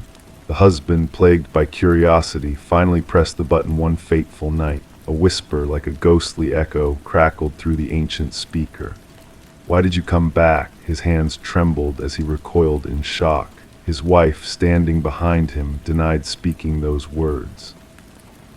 The Victorian manor, nestled amidst ancient oak trees, exuded an enigmatic charm with its weathered facade concealing a modern interior. Daniel and Meredith Parker, enamored with history, had acquired the property at an unexpectedly affordable price, despite the real estate agent's uneasy demeanor during the initial tour. The vintage intercom system, linking all the rooms, had captivated the Parkers' fascination with the past. Detective Sarah Reeves arrived at the manor, the gravel crunching under her unmarked vehicle's tires. The call had hinted at a possible break-in, but an underlying unease in the dispatcher's voice hinted at a deeper mystery. Daniel Parker, his pallor unsettling under the dim porch light, welcomed Detective Reeves inside. It all started with the intercom, he began, leading her through the grand foyer. Static whispers, then coherent sentences. My wife thought I was imagining it until she heard it too. In the living room, Meredith sat rigid on an antique sofa, her grip on a steaming mug unyielding. We uncovered something behind the wall, she revealed abruptly. Daniel wanted to expand the kitchen pantry, and behind the drywall her voice faltered. Hidden behind the wall, encased in decaying plastic, was a small leather-bound journal. Detective Reeves, donning gloves, gingerly turned the brittle pages. The elegant yet frantic script belonged to Alina, the apparent previous owner, detailing her fears of her husband Vincent's malevolent intentions. The final entry, 30 years old, marked the end of Alina's chronicle. The previous owners had acquired the house from an elderly man who had relocated to a retirement community. Vincent and Alina Blackwood's dark history unfurled as the investigation progressed. Property records confirmed their ownership, with Vincent selling the house after Alina's sudden disappearance. No divorce proceedings, no change of address, no financial activity in Alina's name post her final journal entry. Ground-penetrating radar unveiled anomalies beneath the garden shed's concrete foundation. As the concrete crumbled, human remains emerged, a woman in her 40s bearing signs of blunt force trauma. A wedding band inscribed to Alina, "My eternal love," was among the remains. Vincent Blackwood, now aged and confined to a care facility, confessed to the crime when confronted with the evidence. His chilling admission revealed a carefully constructed narrative of Alina abandoning him, sustained by forged postcards and decades of deceit. The trial swiftly concluded with Vincent pleading guilty to murder. The judge acknowledged the meticulous planning and prolonged deception, condemning Vincent's actions. Daniel and Meredith, unable to endure the house's dark past, sold the property after a solemn memorial for Alina in the restored garden. The intercom, a bearer of secrets, was removed by the subsequent owners during renovations. Detective Reeves revisited the Blackwood case file before its archival, pondering how the house had unraveled its enigma across time. The justice system had finally confronted Vincent Blackwood, thanks to Alina's resolute voice from beyond. Local law enforcement dubbed the case the house that answered back. Detective Reeves on occasion drove past the property on her way home.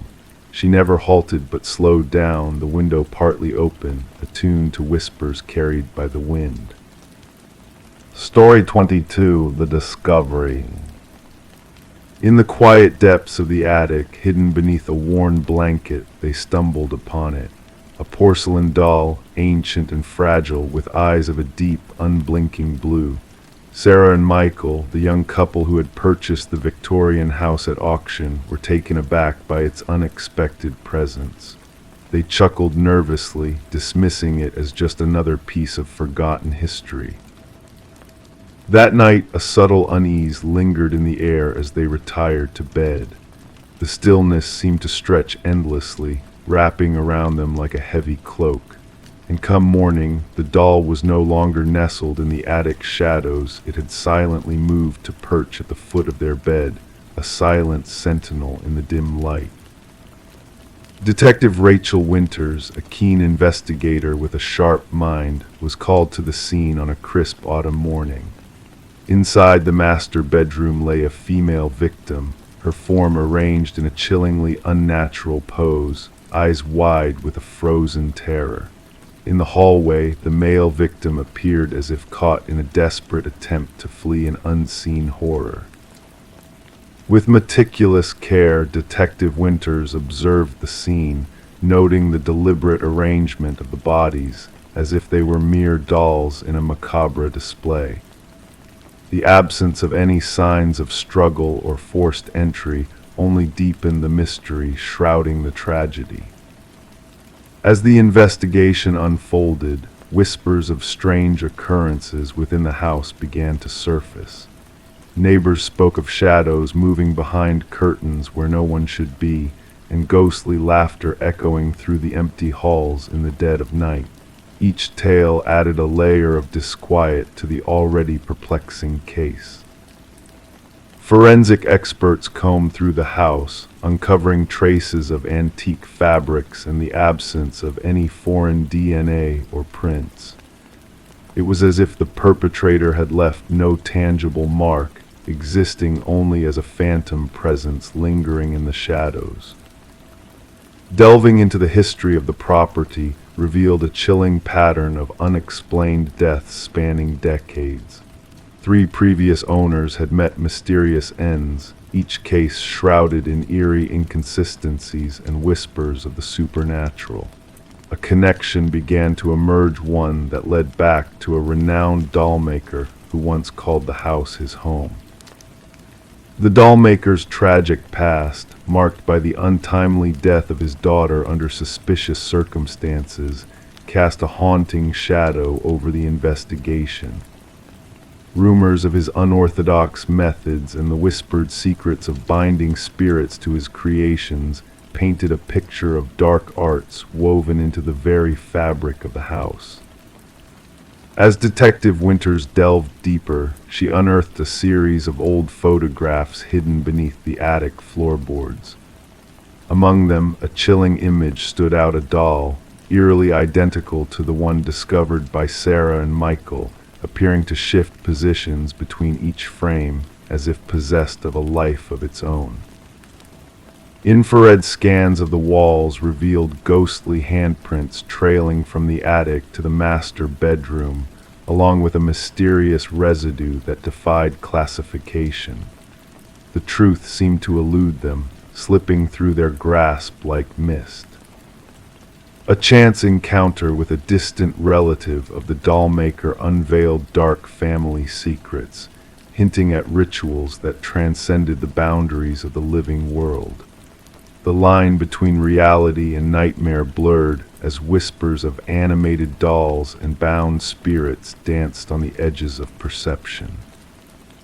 Despite her best efforts, Detective Winters found herself at a crossroads, faced with a case that defied logic and reason. The doll remained at large, its presence a lingering specter haunting the edges of her consciousness. In a final act of defiance, Detective Winters chose to keep the doll as evidence, locking it away in a secure cabinet at the station. But the morning after, the doll vanished, leaving behind a trail of unanswered questions and a sense of unease that lingered in the air. The house, tainted by its dark legacy, changed hands once more, its troubled past casting a shadow over its grandeur. The new owners, wary of the whispers that clung to its walls, discovered the attic empty save for a solitary blanket, a silent witness to the mysteries that lay buried within. And so the tale of Sarah and Michael, of Detective Winters and the haunted doll, faded into the annals of unsolved mysteries, a whispered legend that echoed through the corridors of time.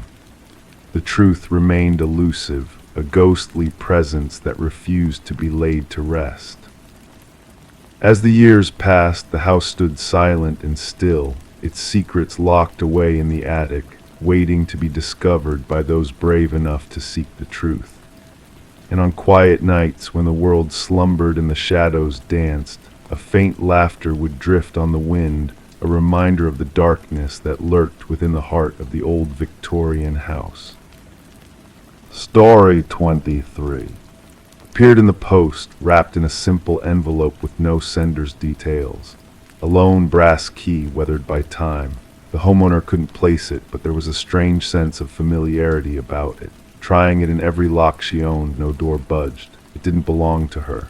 Yet when she set it on the coffee table, the antique grandfather clock in the hallway let out a solitary, eerie chime despite being silent for years. Sarah Miller alerted the authorities after stumbling upon the enigmatic key.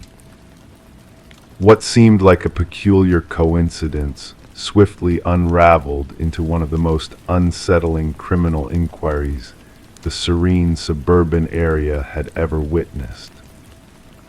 Initially, the responding officer brushed off her worries. A key in the mail, probably a mix-up, he conjectured. But Sarah couldn't shake the feeling that something was amiss.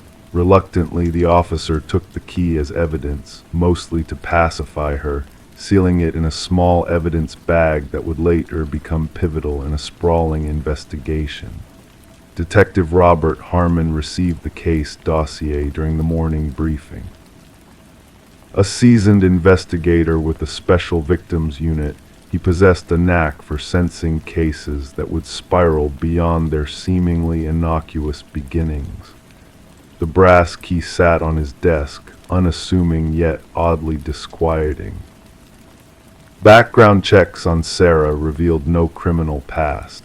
A retired high school English teacher, widowed with grown children living far away. Nothing dubious in her financial records, phone logs, or social media.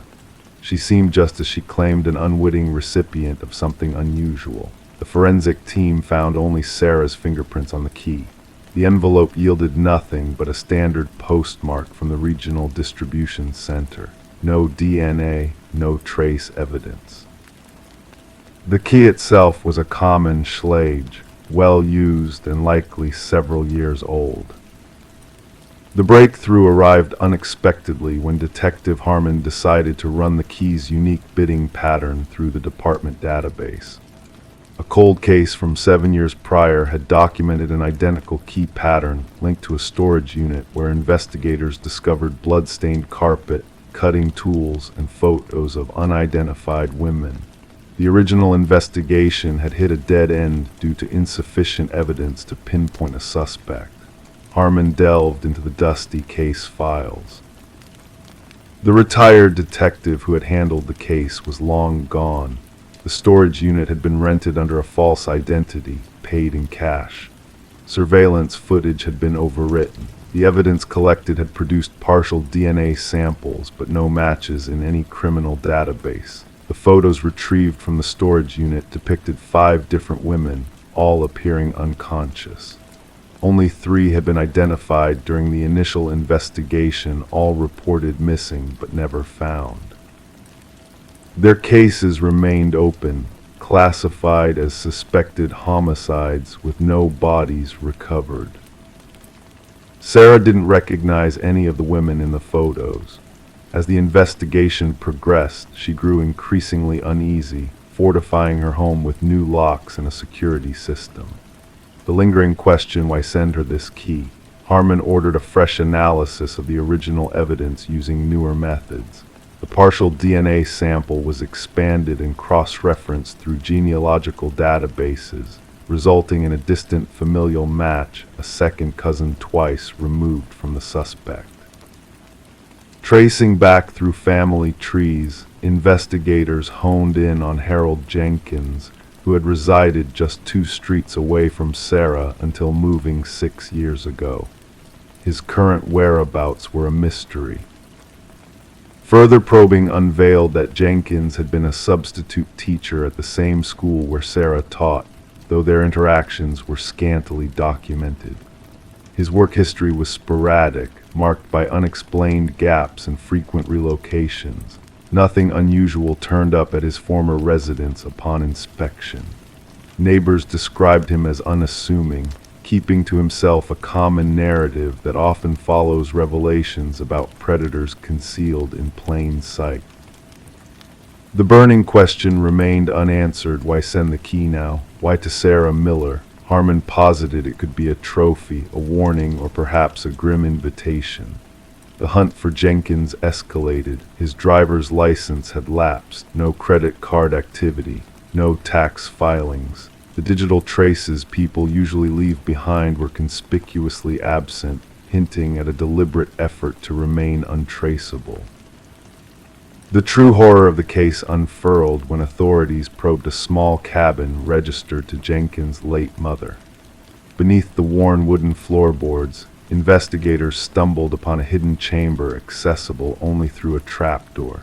Inside, meticulously arranged shelves held dozens of identical brass keys, each tagged with a name and date. 5 keys matched the women from the photos. The remaining keys, 27 in total, hinted at additional victims previously unknown to law enforcement. Buried behind the cabin, forensic teams unearthed human remains. The excavation spanned weeks as investigators revealed multiple bodies in varying stages of decay. Sarah was under constant protection as the manhunt for Jenkins expanded nationwide. Behavioral analysts speculated that the key symbolized a twisted invitation, Jenkins selecting Sarah as an admirer of his art. Dubbed the Keymaster by the media, his name spread like wildfire in national headlines. Fear gripped the community as residents questioned how such horror could lurk among them undetected. Tracking dogs trailed a scent from the cabin into the surrounding wilderness. Search teams combed dense forests. Thermal drones scanned inaccessible terrains. The manhunt burgeoned into one of the largest in the region's history. A wildlife photographer exploring remote woods snapped a picture of an individual resembling Jenkins. The blurry image captured a bearded man with hollow eyes carrying a backpack, venturing deeper into the wild. Authorities zeroed in on the area, establishing a perimeter. Tactical units navigated challenging landscapes as behavioral experts predicted Jenkins wouldn't surrender, likely having prepared with hidden supplies and escape routes. The climax unfolded when a patrol officer encountered Jenkins trying to cross a river. Instead of yielding, Jenkins retreated to higher ground, barricading himself in an abandoned fire observation tower. Negotiators attempted communication for hours to no avail. When tactical teams breached the tower, they found Jenkins lifeless from a self-inflicted wound. Beside him lay a journal detailing his crimes, alongside a brass key identical to the one Sarah had received. Within a waterproof container, investigators unearthed more evidence, including photos, maps marking burial sites, and personal effects seized from victims, a meticulously preserved chronicle of atrocities spanning nearly a decade. The final entry in the journal addressed Sarah directly. "You never noticed me, but I noticed everything about you. The key opens nothing because what I wanted to give you cannot be unlocked with metal, only with recognition. Now everyone will remember my name." The subsequent inquiry identified 32 victims in total. Families who had long wondered about missing loved ones finally received closure, albeit with the heavy burden of confirmed tragedy. Sarah never returned to her home, unable to reconcile the horror that had brushed so close to her ordinary life. The grandfather clock that had eerily chimed was scrutinized, revealing a discreet wireless receiver Jenkins had been observing, waiting for the moment she received his gift. The case stands as a chilling example of predatory behavior lurking behind seemingly normal facades. Psychologists continue to dissect Jenkins' writings, aiming to identify similar offenders before they strike. And somewhere in an evidence vault, a trove of brass keys sits in solemn testament to lives cut short, each key opening nothing, yet unlocking a harrowing truth about the darkness that sometimes hides behind unremarkable exteriors. Story 24. The old envelope with its edges tinged yellow bore a fresh stamp, as if it had traveled through time to reach its destination just days ago. The detective, with a sense of curiosity mingled with apprehension, carefully unfolded its contents. Inside lay a solitary sheet of paper bearing a message typed in haste, the characters uneven and hurried. "I am sorry for what I did," the words whispered from the page, carrying a weight of regret that seemed to linger in the air. The paper itself exuded a faint dampness, a metallic scent clinging to it like a shroud. And there, along the bottom edge, a reddish smear glistened ominously, a silent witness to a dark truth. Detective Sarah Morgan, her gloved hands moving with practiced precision, secured the letter in an evidence bag, mindful of the significance it held. The forensics team's findings only confirmed her suspicions the crimson stain was human blood, its DNA a haunting echo from an unsolved homicide that had plagued their department for years. The victim, a young journalist named Rebecca Warren, had been discovered in her apartment, bearing the brutal marks of a violent end. Her missing laptop, scattered notes, all hinted at a connection between her work and the tragedy that befell her. Despite tireless efforts and countless dead ends, the case had remained a puzzle until this cryptic letter arrived, addressed simply to the Homicide Division. Sparse fingerprints on the paper and envelope hinted at a careful sender, one who had left only faint traces behind.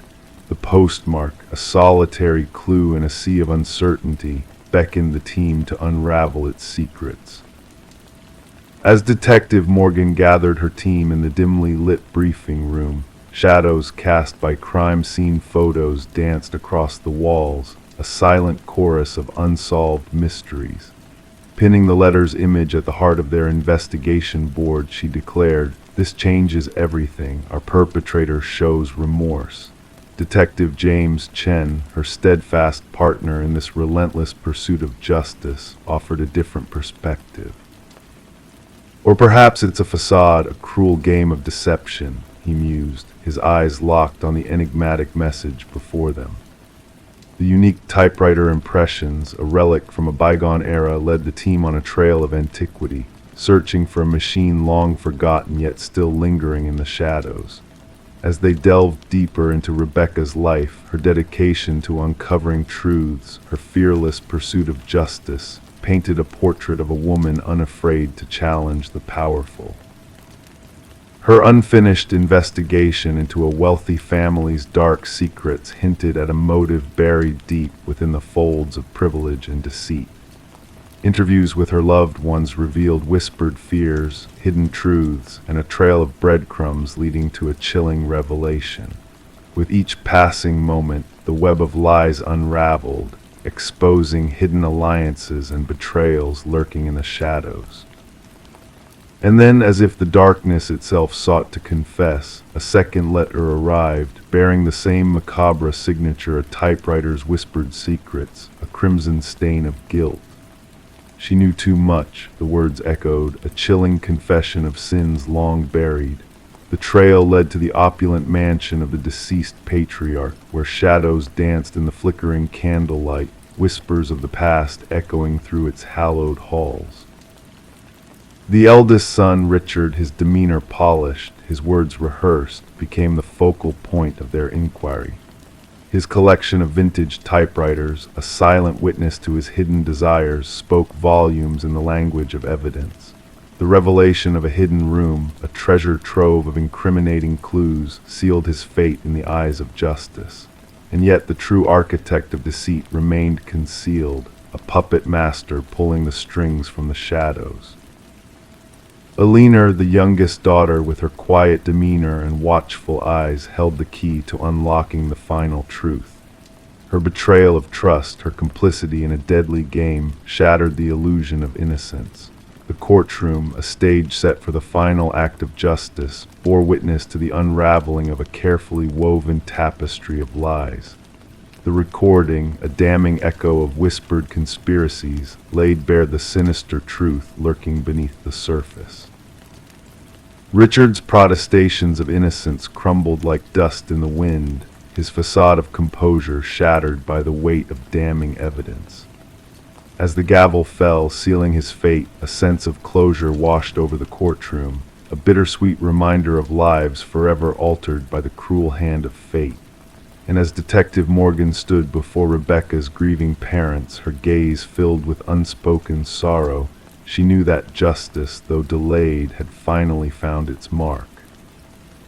The blood-stained letters, silent witnesses to a tragedy long past, remained a testament to the enduring power of truth and the inexorable march of justice.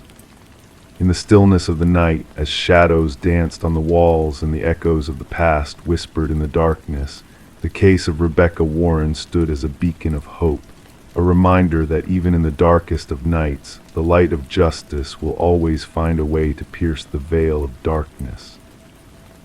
Story 25, the mysterious package arrived without a return label or tracking number, just a damp cardboard box that beckoned curiosity. Sarah Miller found herself holding it, the name on it unfamiliar, the contents unknown. Despite the oddity, she couldn't resist the pull to uncover its secrets. Inside, instead of the expected items, she discovered a VHS tape with a cryptic note, "Watch alone." The weight of the tape felt ominous, as if harboring forbidden knowledge. With a mix of apprehension and intrigue, Sarah inserted the tape into her old VCR. Static flickered before revealing a dimly lit room where a man, Daniel Whitaker, confessed to a crime he claimed he didn't commit. His story unfolded in a series of tapes sent to various recipients, each revealing a different piece of a complex puzzle. Detective Eliza Ramirez found herself entangled in the mystery surrounding Whitaker and the murder of Catherine Walsh.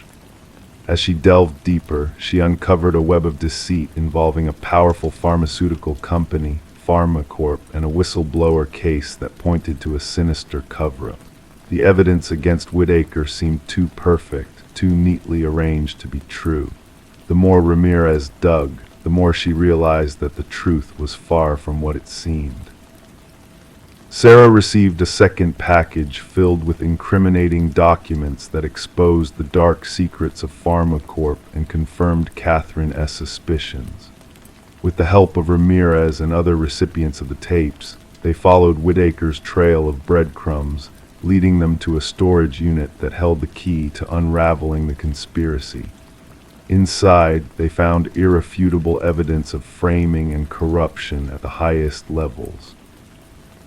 Justice was served not through a swift arrest, but through the meticulous gathering of evidence that exposed the truth. The perpetrators were held accountable, the drug halted, and Daniel Whitaker exonerated from false accusations. As Sarah handed him his tape back, a question lingered in the air: why her address? Why involve strangers in his quest for justice? The answer lay in the randomness of fate, in the algorithm that chose those untainted by the lies spun by those in power. In the end, Sarah and Whitaker stood on her porch, two individuals linked by chance and circumstance, reflecting on the thin line between truth and deception. The VHS tapes, once mysterious artifacts, now served as tangible reminders that sometimes the path to justice is paved with unexpected deliveries, waiting for someone brave enough to unravel the hidden truths within. Story 26, the mysterious box lay hidden beneath layers of forgotten possessions in the attic, a relic of the past left behind by the previous inhabitants of the house. Among the faded Polaroids of ordinary family moments, one photograph stood out, shrouded in an eerie sense of unease. In that snapshot, captured in her very own living room, a family unknown to Rebecca sat blissfully unaware of the lurking figure in the shadows behind them, a man watching from the hallway with an intensity that sent a shiver down her spine. As Rebecca descended the creaking stairs, the weight of the photograph in her hand seemed to magnify the oppressive emptiness of the house she now called her own. Placing the unsettling image on her kitchen counter, the harsh light revealed the uncanny resemblance between her home and the unfamiliar family frozen in time on the Polaroid. Detective Morgan, a weathered investigator with a keen eye for detail, delved into the mystery surrounding the photograph. Unraveling the history of the house's past occupants, he uncovered a chilling pattern of families disappearing without a trace after precisely 1 year of residency. The enigmatic figure in the hallway remained a haunting enigma, his presence a silent sentinel of unknown intentions. Through diligent investigation, a name emerged: the Sutherlands, the vanished family captured in the photograph. Their sudden disappearance mirrored the fate of those who had inhabited the house before them, a lineage of inexplicable departures spanning years. Forensic analysis revealed the staged nature of the photograph, hinting at a deliberate orchestration that defied reason. The house's dark past intertwined with a long-lost architect, Samuel Whitfield, whose spectral presence seemed to linger within its walls. As the investigation led to a grim discovery beneath the basement floor, the truth emerged in the form of preserved remains of the missing families, each frozen in time like ghosts of the past. Rebecca, now a reluctant protagonist in a macabre tale, found herself ensnared in a web of secrets as the hidden crawlspace in the attic unveiled a sinister lair of voyeuristic observation. The journal within spoke of a chilling prophecy, foretelling her own accelerated fate at the hands of an unseen watcher. Seeking refuge in a hotel under the watchful eye of law enforcement, Rebecca's world was plunged into darkness once more when a mysterious call in the dead of night heralded the ominous click of a Polaroid camera, a harbinger of imminent danger lurking just beyond the shadows. The investigation into the house's grim history continues, its walls whispering secrets that refuse to be fully unveiled. The enigmatic figure of Samuel Whitfield remains an enigma, his true identity lost to time or perhaps hidden in plain sight, waiting to resurface in a new guise, in a new abode, with new victims drawn into the chilling cycle of surveillance and disappearance. As the final click of the camera echoed through the night, the certainty remained that those who dared to uncover the truth about the man in the photograph were now unwittingly ensnared in a dark game of cat and mouse, where the watchers in the shadows held all the cards, their presence lingering like a haunting specter in the stillness of the night. Story 27, the gentle current whispered its lullaby that morning, the water mirroring the sky's calm embrace. The fisherman's gaze drifted lazily, almost missing the odd sight of a suitcase floating near the shore. At first glance, it seemed like a discarded heap of old garments. Yet as he ventured closer, a pungent odor enveloped him, thick, clinging, impossible to ignore. The case was ensnared in chains, its once sharp edges now softened by rust. When the authorities pried it open, no mere clothes greeted them. Instead, they found a tangle of hair, fingers frozen in a haunting grip, and at the case's depths, a cryptic message awaited: "This isn't the first." Detective Sarah Mercer shielded her nostrils with a delicate handkerchief as she surveyed the chilling tableau. The victim, a woman in her mid-30s, possessed dark locks and a complexion now pallid and marked by the waters. The meticulous medical examiner meticulously documented every detail before the body was solemnly transported away. What struck Mercer amidst the sorrowful scene wasn't just the method of disposal, but the eerie reverence lavished upon the victim's appearance: manicured nails, freshly styled hair, clad in opulent attire. She wasn't taken here, Mercer mused, her gaze fixed on the gentle caress of the water against the muddy bank. She was readied, presented. The victim was identified as Catherine Walsh, a real estate luminary renowned for her dealings in high-end properties. Divorced, childless, she inhabited a solitary existence in an exclusive neighborhood. Colleagues painted a portrait of a woman driven, precise, and fiercely private. Her absence was first noted by her assistant when she failed to materialize for a crucial showing to affluent clients. Missing that appointment was unthinkable for her, the assistant fervently attested. That sale would have been her crowning achievement. Investigators meticulously combed through Walsh's contemporary abode. Every facet gleamed with flawlessness, almost unnaturally so. Designer furnishings meticulously arranged, not a speck of dust dared mar any surface. The refrigerator harbored meticulously organized meals in identical containers, each day demarcated. Her wardrobe boasted garments arranged by hue, shoes nestled in protective sheaths. An anomaly lingered in her private sanctum, a drawer slightly ajar. Within, a leather-bound journal awaited discovery. The final entry bore witness. He's watching once more. Same vehicle, altered plates. A digital probe unveiled a peculiar trend in Walsh's email: numerous messages from anonymous addresses. Each missive bore the same eerie phrase, "I see your perfection," all dispatched at precise intervals on varied days. Her browsing history revealed numerous inquiries into home security systems and personal safety devices.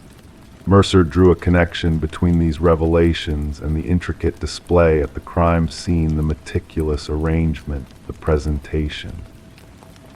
"Our perpetrator is methodical," she confided to her partner.